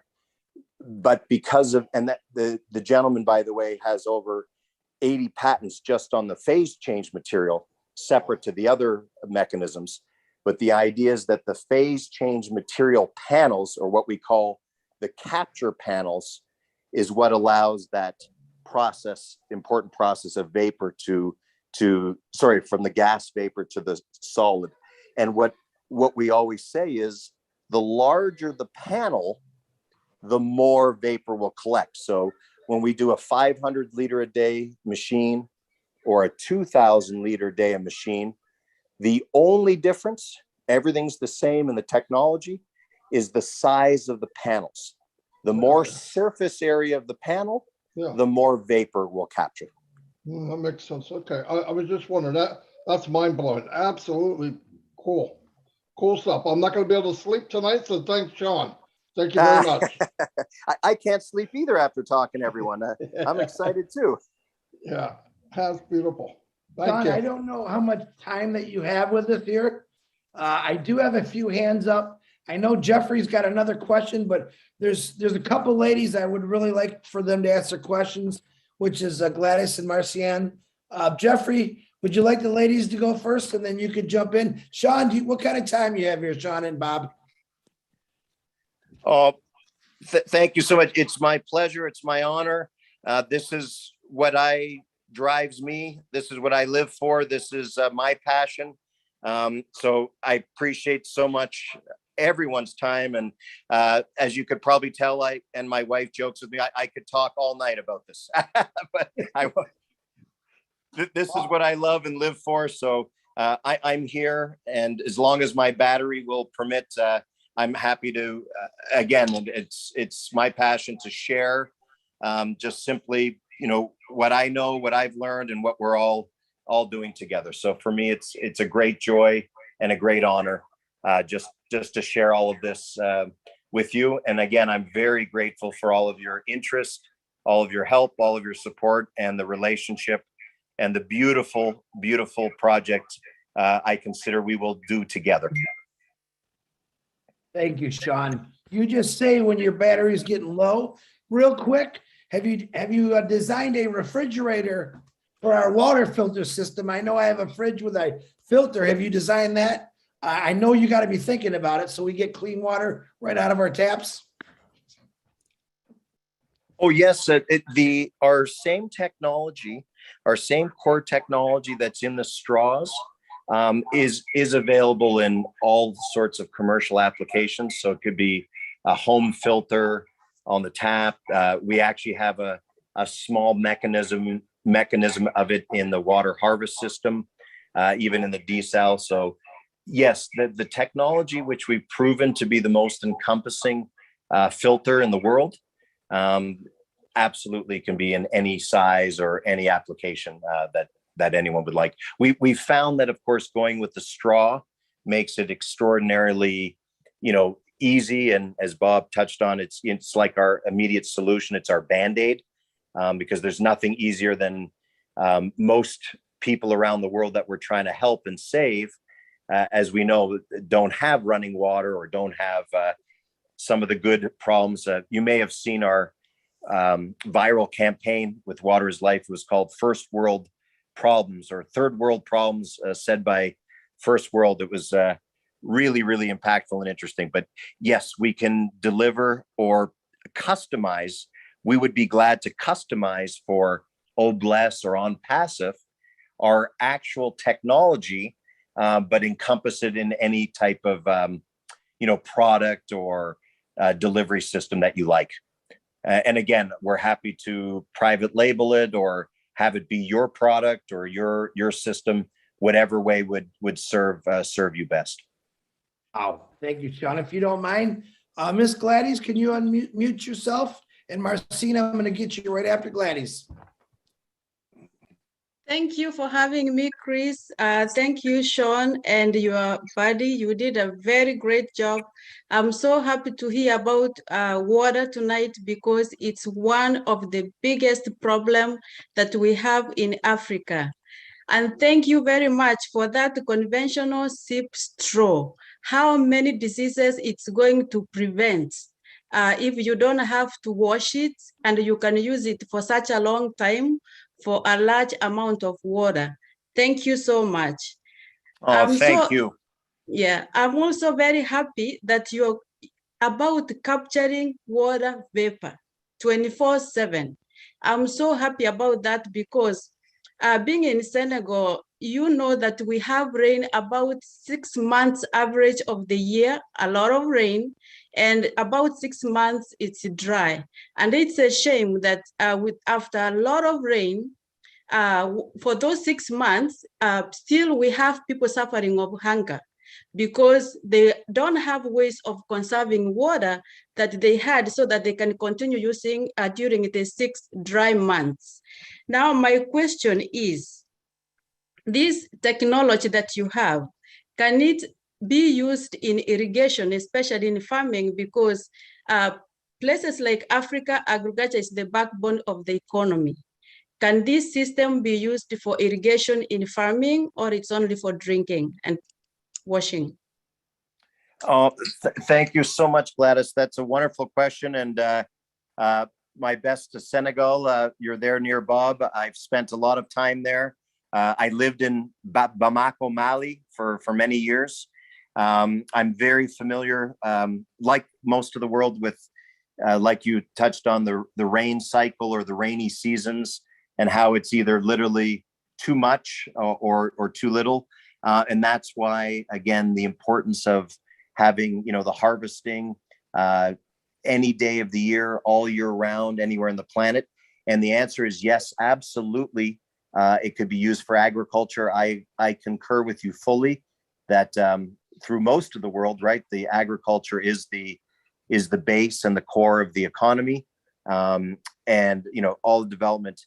What we do there, Gladys, is essentially the machine or the technology, right? The water harvest box, if you will, just does its job, right? It just does its processing of harvesting the vapor to water. It has a little like a tube, just like a little tube where the water comes out. So each application or each customer or, every agricultural community or farm owner or landowner absolutely could use it for, for their land, for their crops, as irrigation. So all the machine does is, it does its process, it's capturing the vapor, it's turning it to water, and it comes out the tube. So of course, a steady flow rate, it's a constant steady flow rate. So therefore, you could take the tube and you could just fill up a tank. I know in West Africa, they use Ken tanks a lot. We know them in North America a lot as the roto tanks, but essentially you could just literally have the water flow through the tube onto the land, right? Onto the crops right there. Or you could continuously be filling up a tank.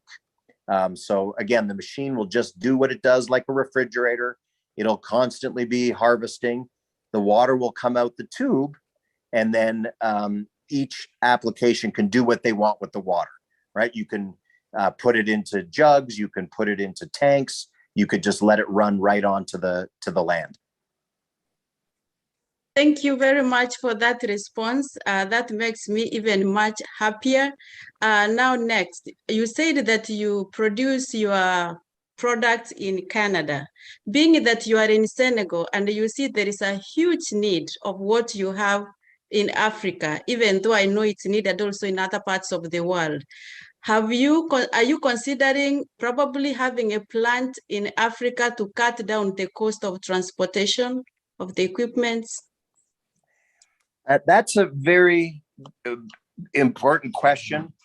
And you've touched on it so well. Like all manufacturing and all products and all global distribution, that is a very big consideration, especially these days, as we all know, cost of shipping and cost of materials has dramatically augmented and increased.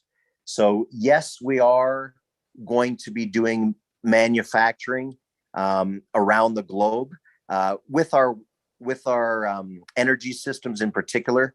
We are going to be opening a manufacturing facility in Africa. Actually, Senegal is one place in the free trade zone there in Dakar that we've considered.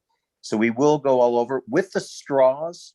As I touched on earlier, it's a little easier because they're very small. We have 200 in a little box. We can get a few thousand in one typical shipping box, just like a regular carton box. And again, the inventor is very, very stringent to oversee the quality control. So essentially, the straws will, for at least the foreseeable future, we're going to continue to make in our factory in Canada, where we've been doing it for the last 6 years. But our other technologies, like the generators, yes, we will be opening manufacturing plants on each continent and each region of the world. And not just because you and Bob are in Dakar, and I really have a special affinity for Senegal. We've done a lot of work there. But Senegal is actually one of the preferable spots to manufacture in Africa, as you know. So we will definitely be considering ramping up and manufacturing there very shortly. Wow. Thank you very much. Thank you very much.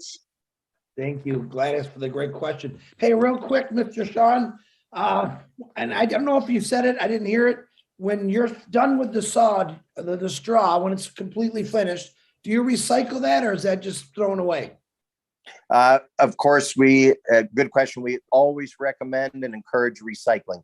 It's just so you know, the tube, the actual cap, the sipping cap and the tube themselves are made from 100% biodegradable, recyclable, plant-based material.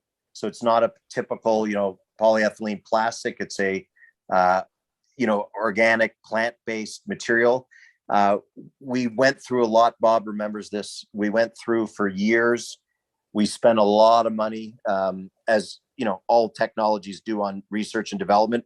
We tried to make them from bamboo. We tried to make them from hemp, all sorts of other things. And just to be honest, it affected the performance. So as much as we'd love to make the straw from, bamboo or plants, it honestly affected the performance of the straw. It just didn't hold their function as well. And again, this is life-saving matter, so we don't want to compromise the technology. So we continue to make it in the plant-based, recyclable, biodegradable plastic. Wow. It just works best. It just works best. Just like in passive, this keeps getting better. Listen, I have so many questions being sent to me. Is there any way that I can get these questions to Jeffrey, and I could send him when on your leisure time, maybe answer some of these, because there's just way too many questions out there. With your permission, I'd like to compile a list and I'll get them to Jeffrey, because I'm definitely going to put Jeffrey to work, because I know he just gave me a lot of work to do and I'm real happy to do it. If that's possible, that would be great. Mr. Sean. Yeah, thanks, Chris. Our pleasure.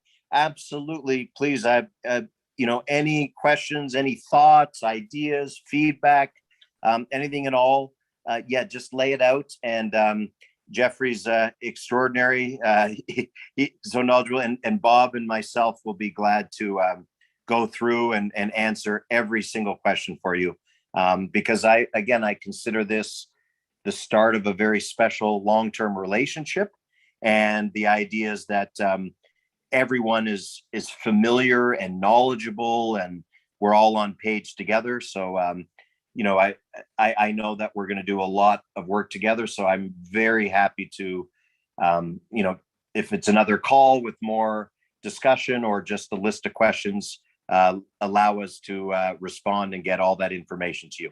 Our pleasure. Thank you very much. Now, Mr. Sean, I have two important ladies that I want you to hear them. One is Marcine, and after Marcine, a very powerful sister of mine from P&G, Nancy. So let Marcine, you go first, and then we'll have Nancy right after that. Go ahead, Marcine.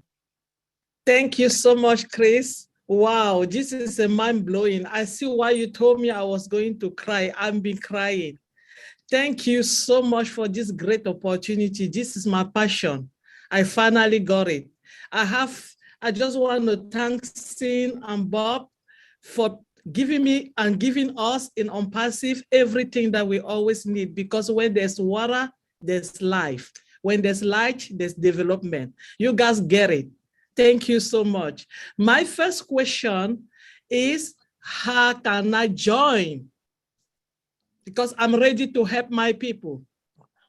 Thank you, Sister Marcine, and you have already joined. We're already joined by heart and by mission and passion.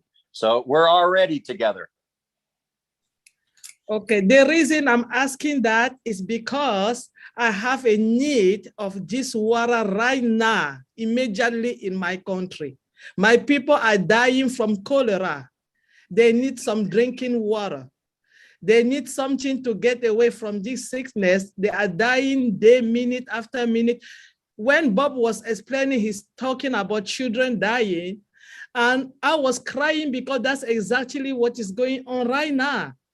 And I was like, this is the solution. I hope that I can use this opportunity and we can try to do something. Basically, it's horrible.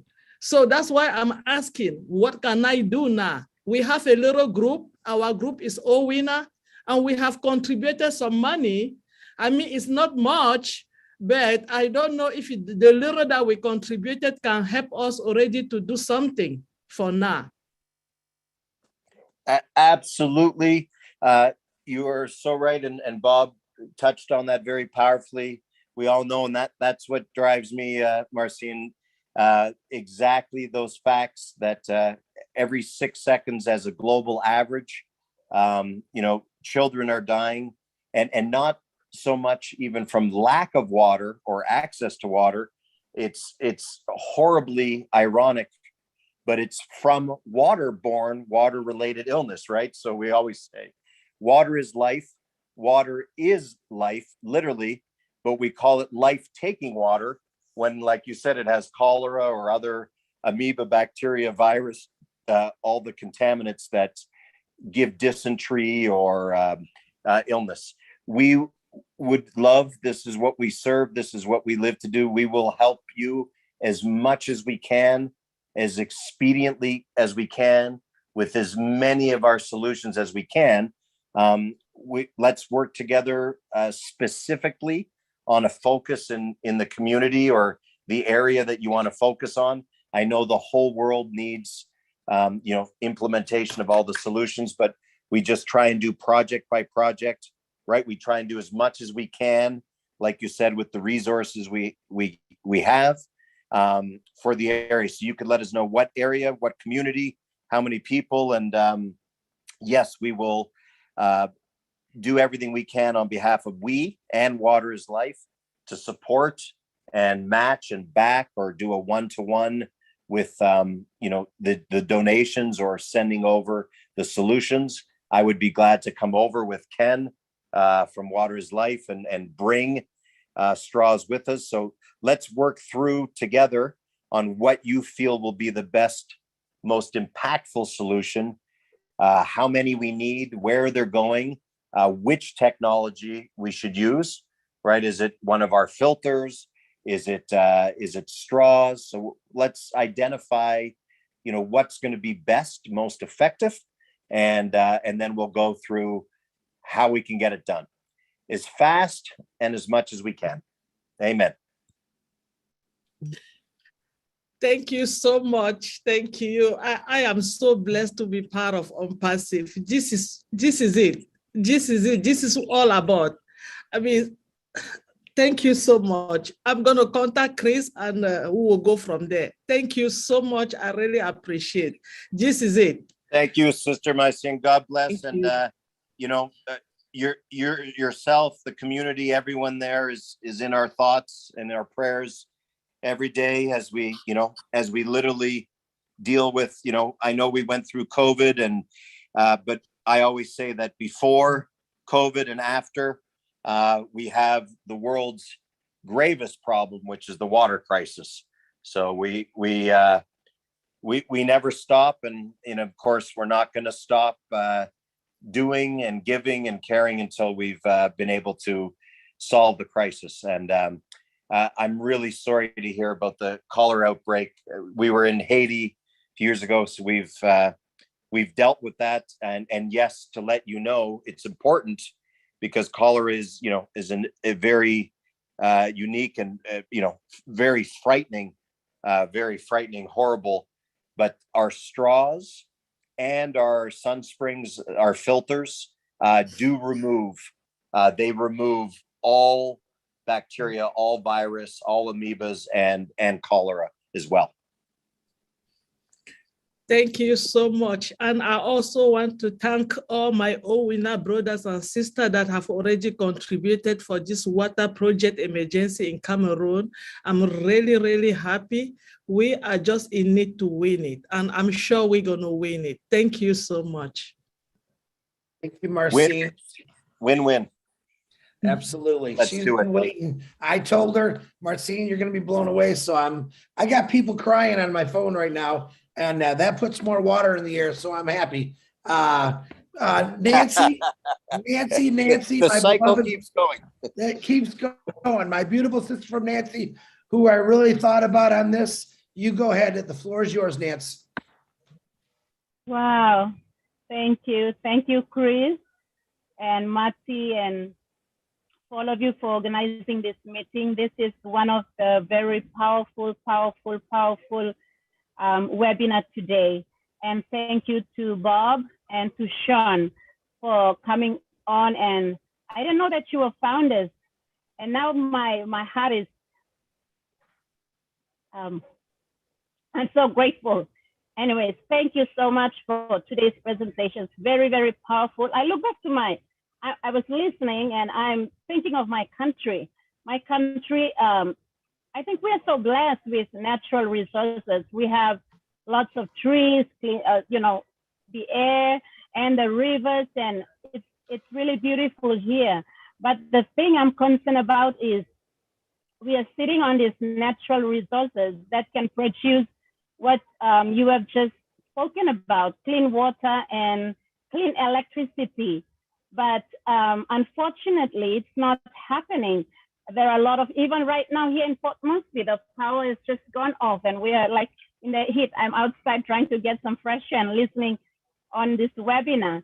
So I see a big need for clean electricity in PNG. So my question is, I know this is gonna have to go back again to Mr. Mati Digamo. He's a godfather of ONPASSIVE Nation, and also Chris and other leaders, and Mr. Ash himself as well. But I just want to throw it out right now and maybe get some thoughts on this one. What are some of the requirements that we would need for a country like Papua New Guinea to have clean electricity? Because I think, I don't think I really understand this 35% relative humidity, but in PNG, it's very hot. There's a high humidity here. So I believe there's a possibility of us having this rural electrification that is clean and that can be generated in every, like you're talking about reaching out to schools and to people, you know, in remote areas. And this really applies to me. I'm sitting down and I'm thinking back to all the villages and the schools, and we have kids that are crossing rivers to go to schools, crossing, you know, dangerous terrains and mountains to go to school and get all this, you know, cross over, swim over the rivers. They have to hold their books and bags, you know, in the air while they're crossing over to go to attend school. So my question is, what are some of the requirements that my country needs, that PNG needs? Or has your company considered PNG in any way before, until today? Or just what are some of the things that you see that can happen in a country like PNG, producing clean, when we're talking about clean electricity? And we have rivers, but I really like the idea about the straw, because in the province that I come from, not my home province, but the province I was married to and grew a family in from, we have this oil palm or palm oil company, right? And you know, they give fertilizers for the oil palm growers, and they scatter these fertilizers. It's very, very, it's actually contaminating our rivers right now. And there are a lot of sickness coming out from this chemicals going and polluting the river system. So I'm also wondering, how can we get the straw from your company? Can we get it sooner? How soon can we get it? What's the cost of it? Can you give me the cost as Absolutely. well? Well, first of all, our love and sending you all of our energy, all of our good, clean, powerful, positive, supportive energy to Papua New Guinea. I've been very blessed to visit 77 countries on our beautiful planet. I hope that I will be able to visit every one of them on this planet through my lifetime and visit all of you and all of us together, cover the globe. The answer is categorically, we absolutely want to come to Papua New Guinea. We want to go to every country, every corner of this planet. And there is nothing that is needed. Our water systems, our water filters, the straws, and the energy systems are designed to work anywhere on the planet. So Papua New Guinea, I know, is a beautiful, beautiful island. Like you said, all the natural resources that are there. But the wonderful news is that our technologies, all of the systems, all the things that we've talked about, we could send over straws tomorrow to Papua New Guinea, and all of our technologies will work day one anywhere in the world, especially in Papua New Guinea. So I look forward. I'm very honored to help serve and help support and bring everything over there to Papua New Guinea. And I know Jeffrey and Bob and myself and everyone from the Blessed team and ONPASSIVE team want to come and visit you on the beautiful island. Thank you. Awesome. And also, I would like to thank Jeffrey as well. I guess that's the connecting point to Mr. Chris Johnson, and that's how we're all connecting together. Thank you. My other question is about to Bob, or maybe you can answer them, Sean. It's about the generator. He mentioned something about a generator that is not, that doesn't work with fuel, with the wind. It just goes on. I'm really interested in that one. Yes, Bob, you're more than welcome. You're extraordinarily articulate. If you want to share with our sister a bit about the generator technology, that'd be wonderful. And yes, Jeffrey is our the heart of all of this. He is our interconnector, and please, exactly everything we do together and through Jeffrey, who's united us all, and he's our bridge and interconnector. Awesome. The thing I mentioned about that generator is that the fuel prices in the country has really gone up. It's gone up, and a lot of our rural communities, they live on the generators to generate electricity in the villages. So that's why when I heard about Bob mentioning that generator, I was really, it really interests me. So maybe we can get the word out to our people, and I don't know, start purchasing from you guys or something. So yeah, go ahead, Bob. Yes, I'm not the scientist. I know a little bit about some of the unique materials and technologies, but essentially the easiest thing to just keep in mind is there is no need for an external stimulus, so to speak. There's no need for petrochemical fuels, no need for wind, no need for heat. It's a self-contained box, as Sean has explained to me. If you put your ear next to it, you'll hear a hum. That's all. There's no byproduct. There's no thing released into the environment. It's just a self-contained, constant output generator. That's one of the several technologies. And you can read about that on the website, weworldenergy.com. It's called the Magnetron. You'll see it on the website. Okay, thank you. You're welcome. Yeah, thank you, Bob. And Jeffrey will be sharing a lot of information and technical information. And exactly like you said, as we all know, fuel costs are just augmenting and getting higher and higher. But, you know, regardless of the price of fuel, we always say, why worry about the logistics and refueling and putting gas or diesel into a generator when we have a generator, like Bob mentioned, in a container that, continuously runs 24/7 as a green generator. There is a battery mechanism built in, and there's a loop with magnetics, but essentially the bottom line is that it requires no outer stimulus, no fuel, like Bob mentioned, and it comes in different sizes, all within its self-contained secure container. So it really is becomes the game changer in terms of logistics, pricings, efficiencies.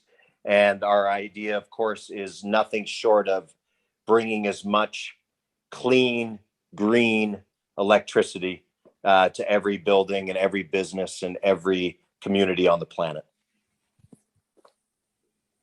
Thank you very much, Sean. Thank you so much. And the last and final thing is I just want to say that, there are many things, wisdom in the heart of a man. Only the wise will bring it out. And I'm just so thankful to Jeffrey and to Chris Johnson and Matti.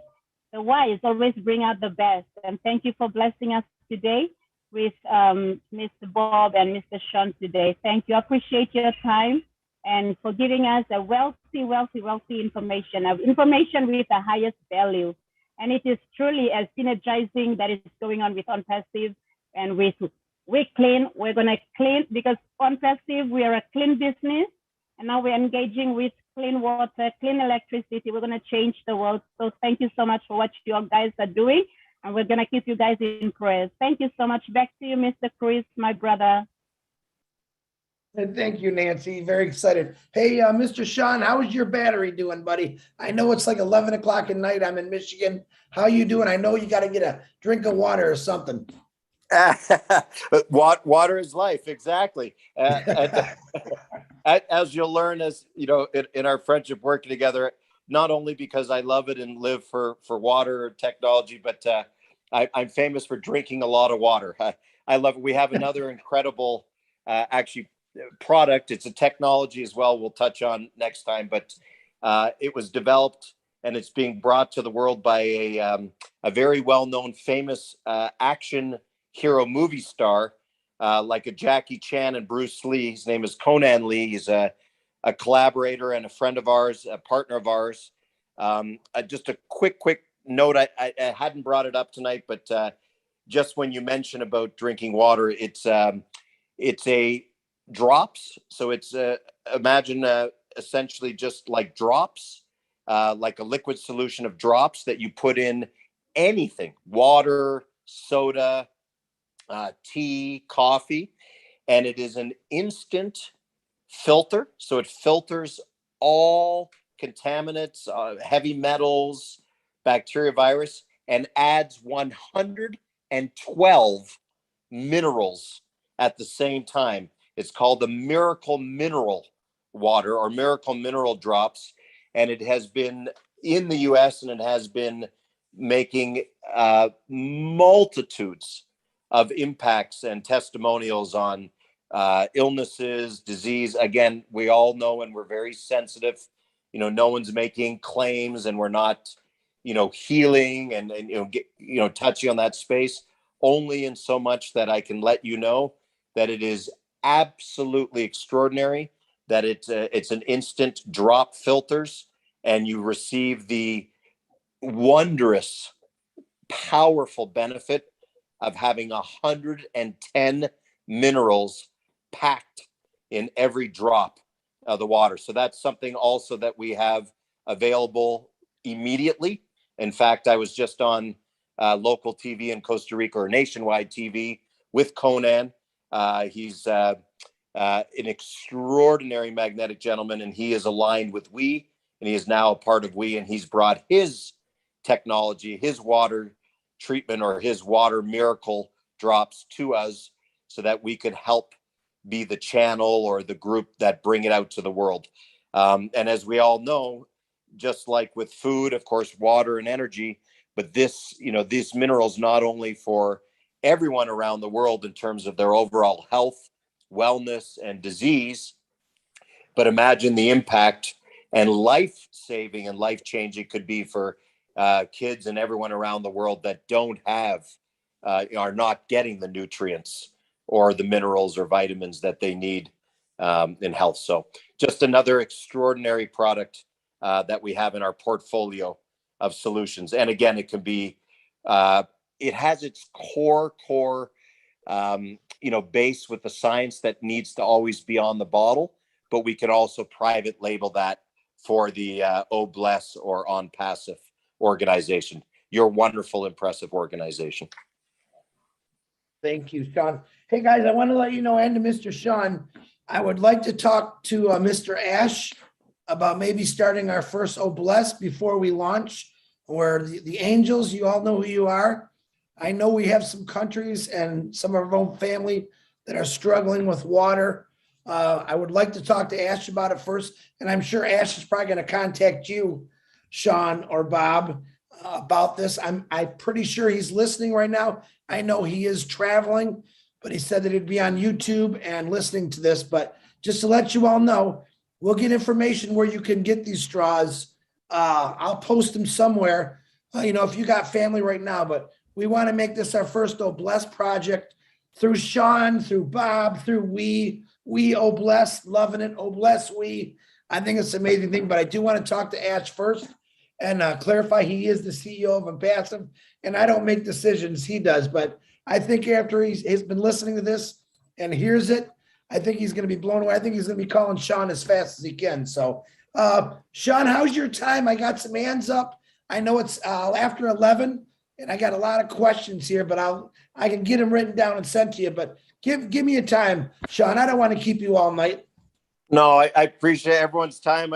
As they say, you never get tired when you're so excited and passionate and adrenalized by all we're doing. No, I'm good for another few minutes. And again, I really cherish and I feel all of your energy and all of your love and support and chemistry. So I think you keep going. And please do wish Ash a safe trip, a blessed trip as he's traveling. And again, anytime respectfully that's good for him, we'll all convene again and look forward and very honored to meet him like all of you. And let's just all align together and do as many great things as we can together. That's so it's about, right? All the relationships, and we're all on team together. Absolutely. I appreciate you. All right, guys, we got like 1, 2, 3, 4, 5, 6, 7 hands. If you guys can do it in a couple minutes, I don't mean to rush you, but you can also send me the questions. Let's start with Dr. Masago. Could you keep it down to like 2 minutes? And then I'm going to go straight down the line on the panel. Doctor, can you please unmute yourself, please? Hi, everyone. This is so exciting. And thank you for bringing me in. Chris Johnson, I've been dying to talk. I really am excited about what Sean is saying, because I have lived in a country where I've also held children in my hands dying because of water issues, because of HIV/AIDS, because of many other illnesses. So you are an answer to the world, really, Sean.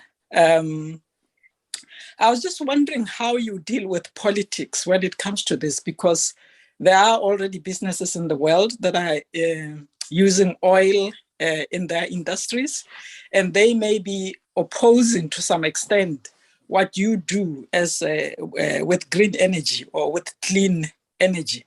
I'm saying this because in Botswana, for example, one time there was an introduction of there's lots of sun in Botswana, and there was an introduction of solar panels in communities, in many, many communities, just to test that project.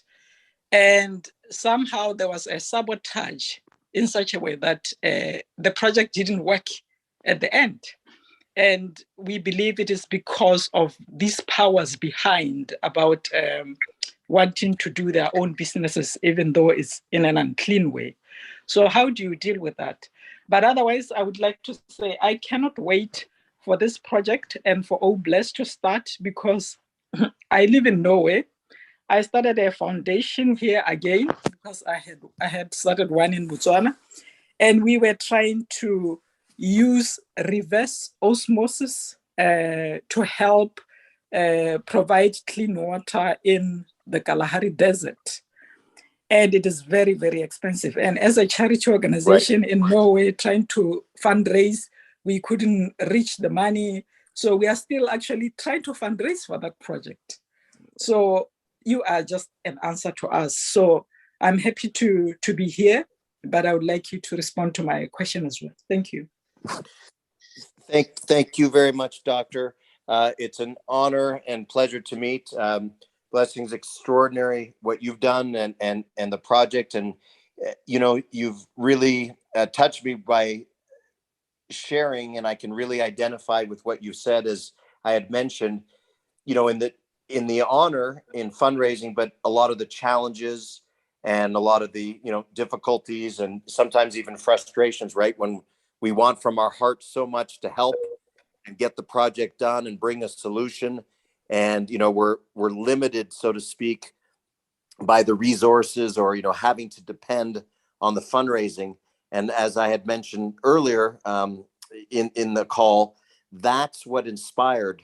That's why this We initiative and our global movement and project with OBLESS and ONPASSIVE becomes very important and unique and distinct, because we are not relying on, we are not dependent on, we are not going to be held up by waiting to do a fundraiser or do a charity project, although that's very noble.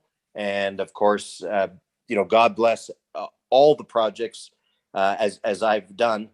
That's why, again, the way we're doing it with the commercial model of the sales and the leasing and the rental program of our generators guarantees us a very good revenue and strong resources to ongoing, continuously be able to have the resources. So that's, again, going back to why it's so important, so imperative, so instrumental that we implement the mechanism whereby we use the energy generator program to generate, not only, of course, deserve profits and commissions for everybody involved, but allow us the resources to do the donations.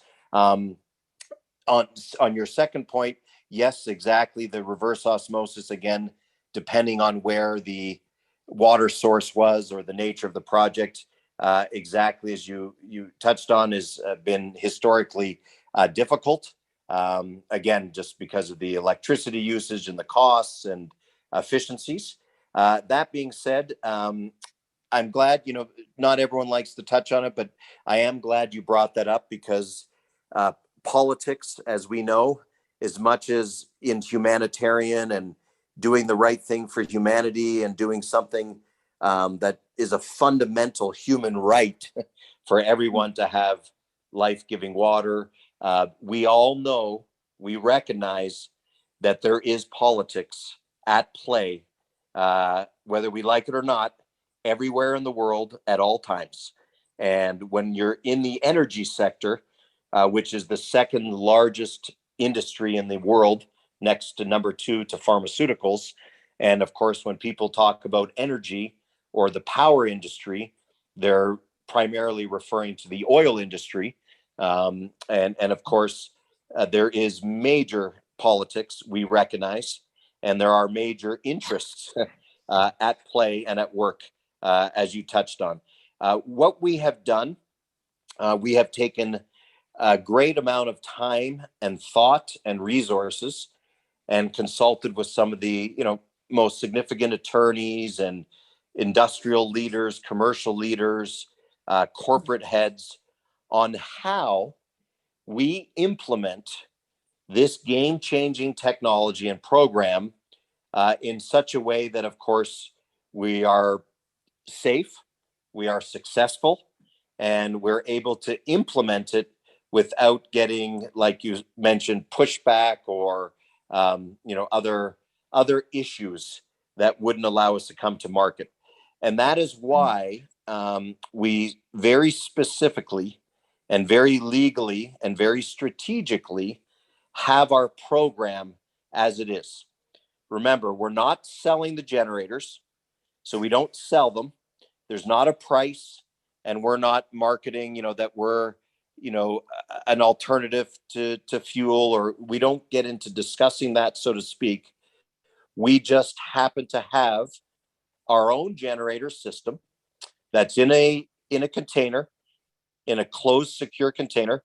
It doesn't happen to use fuel. It doesn't use fuel, just like the solar industry is booming around the world, just like wind. Everybody knows that when you talk about clean energy, you're talking about wind or solar at this point, because, magnetic systems like ours are new to market. So what we do is we're very careful that we just have our own rental leasing program.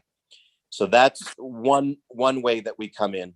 And remember, we're not, so to speak, doing a grand scale marketing of, this is the generator that's, changes the world. We just humbly come to the world direct to our customers. So businesses and buildings or projects or, hospitals, schools, agricultural, government buildings. And we have thousands of them right now already interested and signed up for our program. So remember, it is the right, and no one can stop us. Just like by law now, homeowners are allowed to put solar systems, right? People are allowed to, so to speak, go clean or go green or, be independent, keeping the grid as the backup with solar or wind. We just happen to be another alternative or another system that's a no fuel based system. But we try and keep things, congruent, and we keep them under our program where we lease and rent as opposed to selling. But truly, we don't know, we can't control, some of the politics at play, but we do our very best to bring out the program in that regard. And again, the important thing is that we just offer a program, a leasing rental program with our generators, direct to customers, direct to businesses, keeping it in that regard. That's why we are not entering and not getting involved as much in the politics. We're just dealing with our customers. And part of, I think, the success or the support of our program, remember, has been that we are supplying our generators, actually, believe it or not, to oil companies. There's many oil companies. There's natural gas companies. There's mining companies, government entities, military, everyone, government buildings, state senators, Capitol buildings, all that want our generator and need our generator. And as much as we know we're going to make a major impact, and we would love to get to every building on the planet soon enough, keeping things in perspective, even if we, implement 5,000, 10,000, 20,000, 50,000 businesses and customers, that's a major portfolio and business for us, but it does not even make a dent.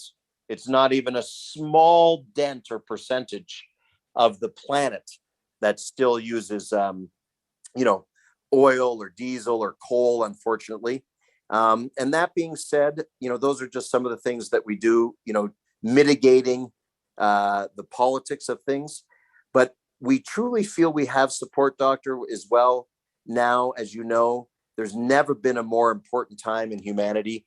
There's so much support for green energy right now, from the UN, from government levels, that, we're getting a lot of support and a lot of backing from organizations and groups to bring out our solution. And once our generators are in the market in enough scale, as Bob sort of always says, I like his phrase, you can't put the genie back in the bottle.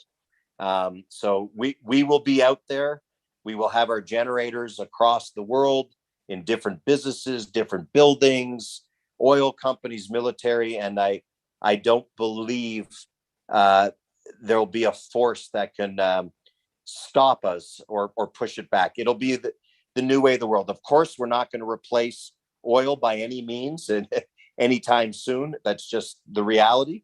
But if we can, implement and impact and help thousands and thousands and thousands of villages and buildings, we're just going to do it one step at a time, one generator at a time. And we are working with some, very strong groups and interests and different politicians, if you know what I mean, that are on our board, that are we ambassadors, that are a part of our team, helping us get these out there into market successfully.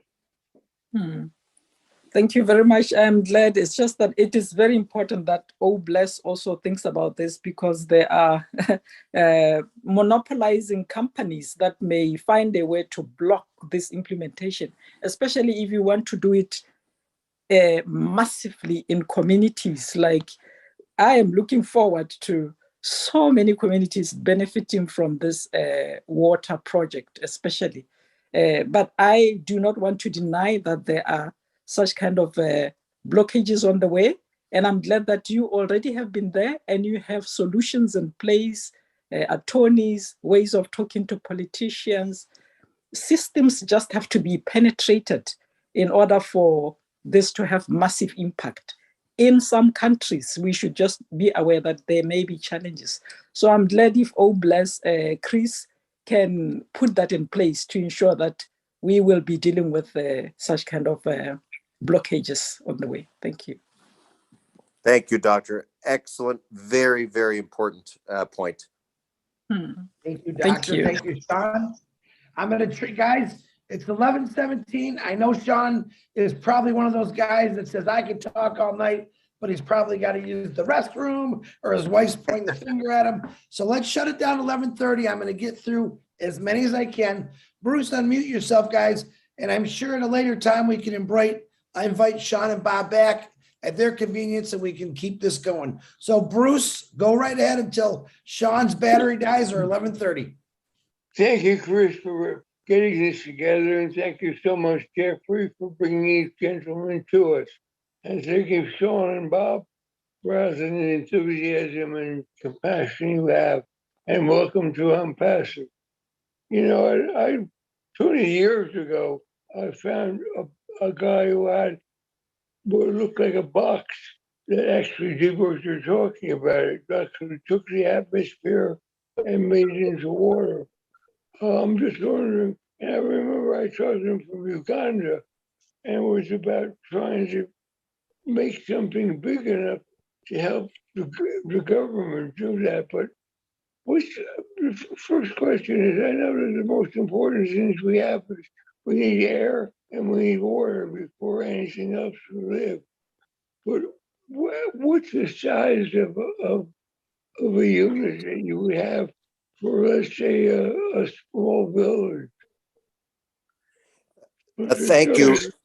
Yeah, you are absolutely correct. Air and water, and of course, food. But as we know, energy drives the planet. Energy drives life and the business, and that's why truly, we as focused on the water and the energy as the two core base most important things or commodities on the planet. Of course, food, but where you have water and you have energy, you can grow food. So that's what we call our final holy trinity, if you will: the water, the energy. As you all may know, there's some extraordinary food growing systems in containers where you provide the potable water, electricity, and you can harvest multiple times more organic food growth in controlled environment containers. That's another technology we're working with and looking forward to bring to the world. But just to address your question, currently we have two sizes. There's two sizes of the water. The generators, of course, are in all sizes: 5 kilowatt for a home, 20 kilowatt, 50 kilowatt, 100 kilowatt an hour, 1 megawatt for projects. The water harvest system is 500 liters a day and a 2,000 liter a day system. They could be scaled bigger, but truly what we're focusing on is mass manufacturing those sizes. A 200 liter a day is ideal for a household or a family. That's why we sort of have that size, and 2,000 liter a day would be nice for a small community or a school. Obviously, you can stack, or we can align many units together, right? They're not that big. You'll see the picture. So we could put many machines next to each other and get as many thousands of liters a day as needed. Well, I was talking to was in a government in Uganda, and it was just too big a project, so we let it go. But is this something that can be done in forms of you said you would rent the machines, so would it be like in the form of a co-op, just like you have coffee growers that form co-ops? Could you form a co-op for clear water? Yeah, absolutely. Great point. Yeah, co-ops are used all over the world. Great for agriculture. So great idea. Local community or people could form their own water co-op or water delivery co-op for sure. And again, just to kind of touch on what we talked about before, our job is essentially to provide the system, right? We provide the technology, we provide the system, and then each community or each group or each co-op or each government or organization, whoever has the machines, they'll use them in the way that they need to use them in their local community, right? They can gather and collaborate and make a co-op. They can make a water company. They can bottle it. They can distribute it. They can resell it. They can donate it. So again, our job is to get the technology out there to the communities. And then, like you said, great idea. Local people can make their own co-ops or make their own organization or their own structure of how they want to deliver the water. That gets the governments out there. I was in Zanzibar when they had terrible flooding and they had terrible cholera. So it's true that you have to get fresh water because there's no potable water during that time. So this is a way to get people to have drinkable water that they don't have to boil, which would be much better than what exists right now. Is that correct? That is exactly correct. Absolutely. All of our technologies, whether they're the filters and sun springs and desalinizations, everything that we have are all to deliver clean, safe, potable, life-giving water. But one last question. This has to do with, I've been to Kathmandu and all places, and everywhere they have no decent toiletries. Would this kind of system work on the drainage system at all? That's a good point. Amazing where you've been in amazing places around the world. Kathmandu is somewhere I would love to go. I haven't been, but keeping in mind, remember, we don't get involved with infrastructure and pipings and the city waterworks, because of course that is either in most cases an archaic system, or like in the US, a system that's contaminated or rusted or not delivering. That's a municipality or a government or a city's, that's their world, dealing with the infrastructure. So we don't get into the engineering or water pipes or systems, but our technologies, our systems allow for off-grid, no piping, clean, safe water anywhere at any time, either as a filter, working with your own filter or the community filter for the contaminated water source, or having the water harvest system that will deliver water to you on the site, in your home, in your building, on your farm, on the spot, where we don't have to worry about the failing archaic water system in that country and in many other countries around the world, unfortunately. Well, I appreciate you for all of your compassion and your enthusiasm. And I look forward to working with you in the future. Oh, likewise. God bless. Thank you. Thank you, Bruce. Guys, we got about 5 minutes. Milo, go. Go, Milo, Hey, go. thank you, Chris. Thank you, Peter, for having this show, and all the founders that have come on. And thank you, Jeffrey and Bob and Sean. And I just got a couple questions. About how many households would a generator take care of? How many would it supply, number one? And is this something that is scalable? Is it something that, say, if you had an apartment house, you could go from 5 apartments to 300 apartments and put something in? And it's just, do you just change the filter if you want to scale up, or is it something you should do in advance? And then also, I guess what I'm asking is it scalable, and is the energy storable? If you have extra energy, is it storable? Thank you for your time.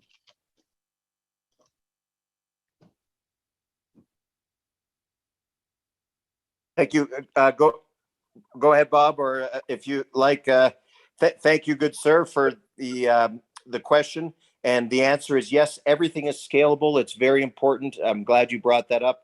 In any technology, in any solution, anything that we're doing, everything needs to be scalable, of course, because, you know, there's the individual, you know, that may have their home, their humble home, and they need and they deserve, you know, light, clean electricity. And then, of course, we have, you know, large buildings, hospitals, hotels, resorts, you know, industrial, commercial properties that need a lot of power. So the answer is yes, the electricity, of course, is storable in batteries. So the generator will output, as all generators do, right? It's going to output the electricity that it's generating on a continuous, constant, you know, base load delivery of however many kilowatts per hour it's rated. So let's say it's a 100 kilowatt per hour generator that will put out a consistent 100 kilowatt per hour delivery. If you need a megawatt, you know, we put down a megawatt size. So if you have 300 apartments or 10 apartments, whatever the size of the building or the application, we put the appropriate size generator to cover the full electricity needs. So we have scalable sizes. We could stack various generators together. And yes, of course, any of that power coming out could be put and stored in a battery if so chose or needs to be done. Do we know roughly about what an average household uses?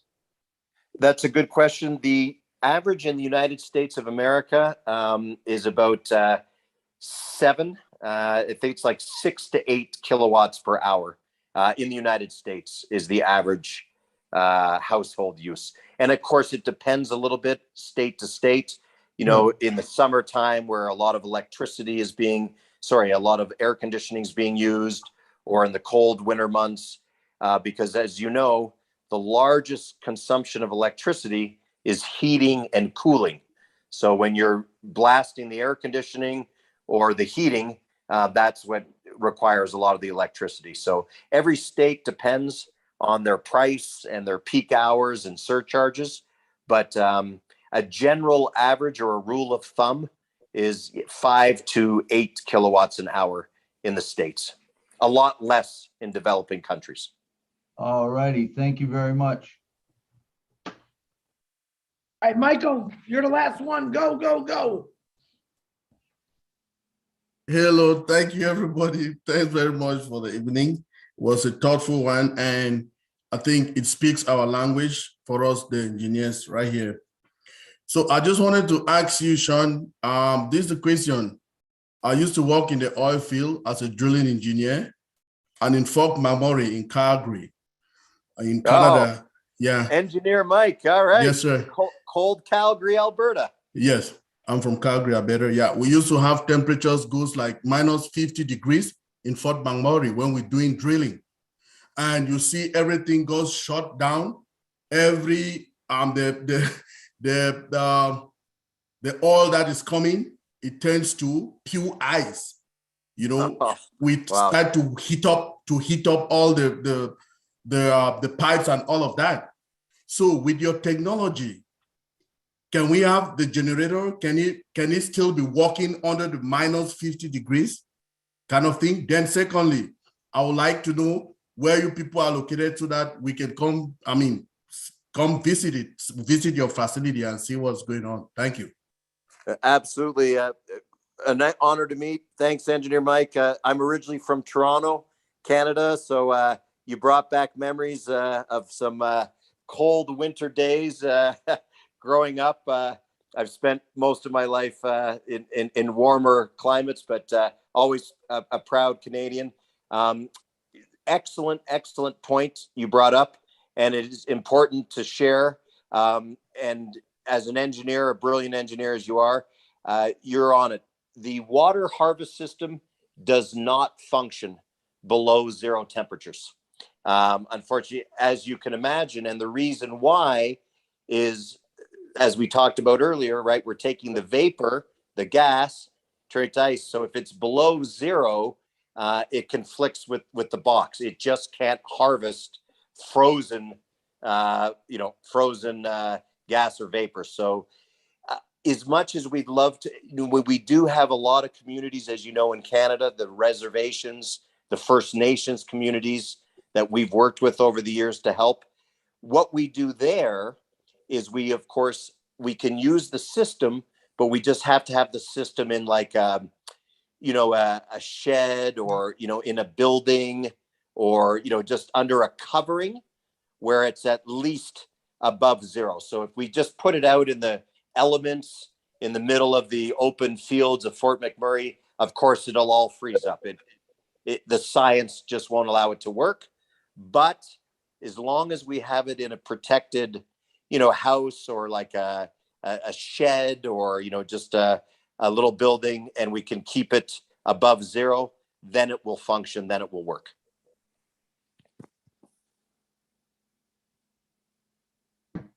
Michael, you good?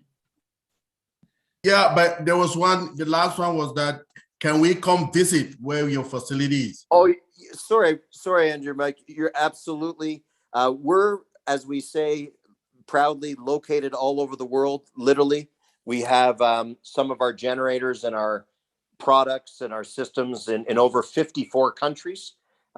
We work in over 50 countries worldwide right now. We have set up. We have World Energy dealerships, distributors, channel partners all around the world.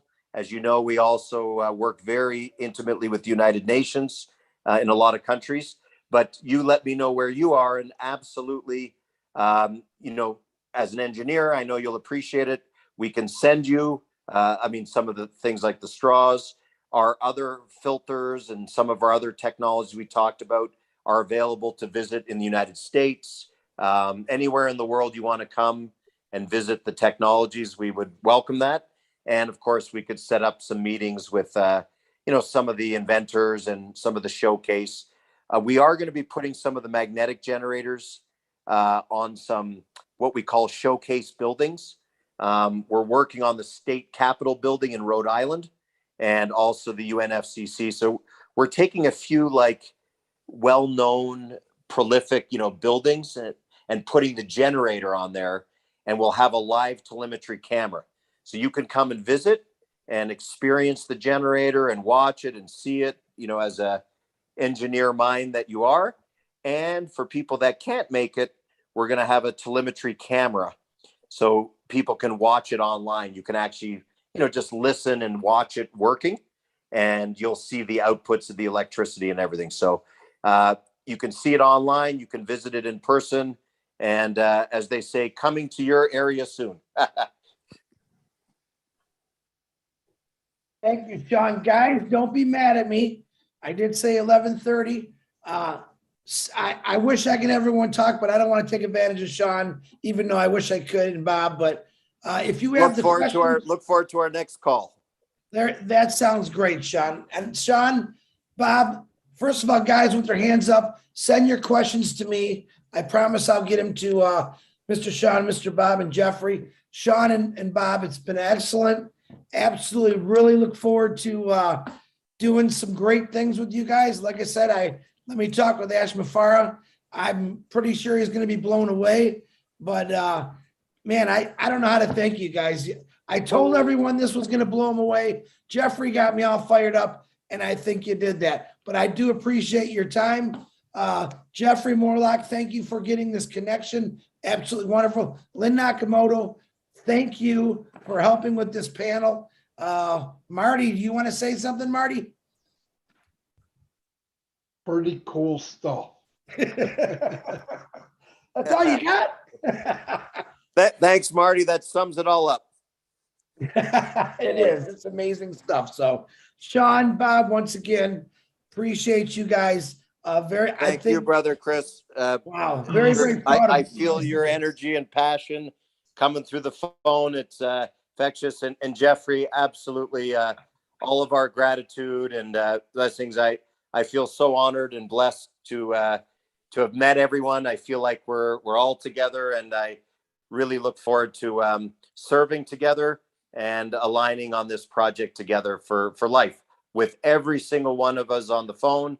And this is our first of many, many calls and times together making this happen.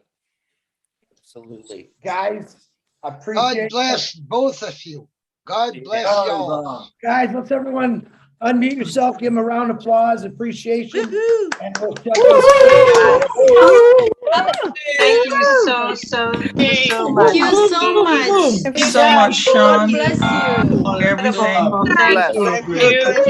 Yeah. Only go with the best. Thank you. Thanks. Thank you. Thank you so much. You're more than Bring those guys on. yeah. Guys rock. Thank you. Thank you, Chris. Thank you, You rock, Chris. So much.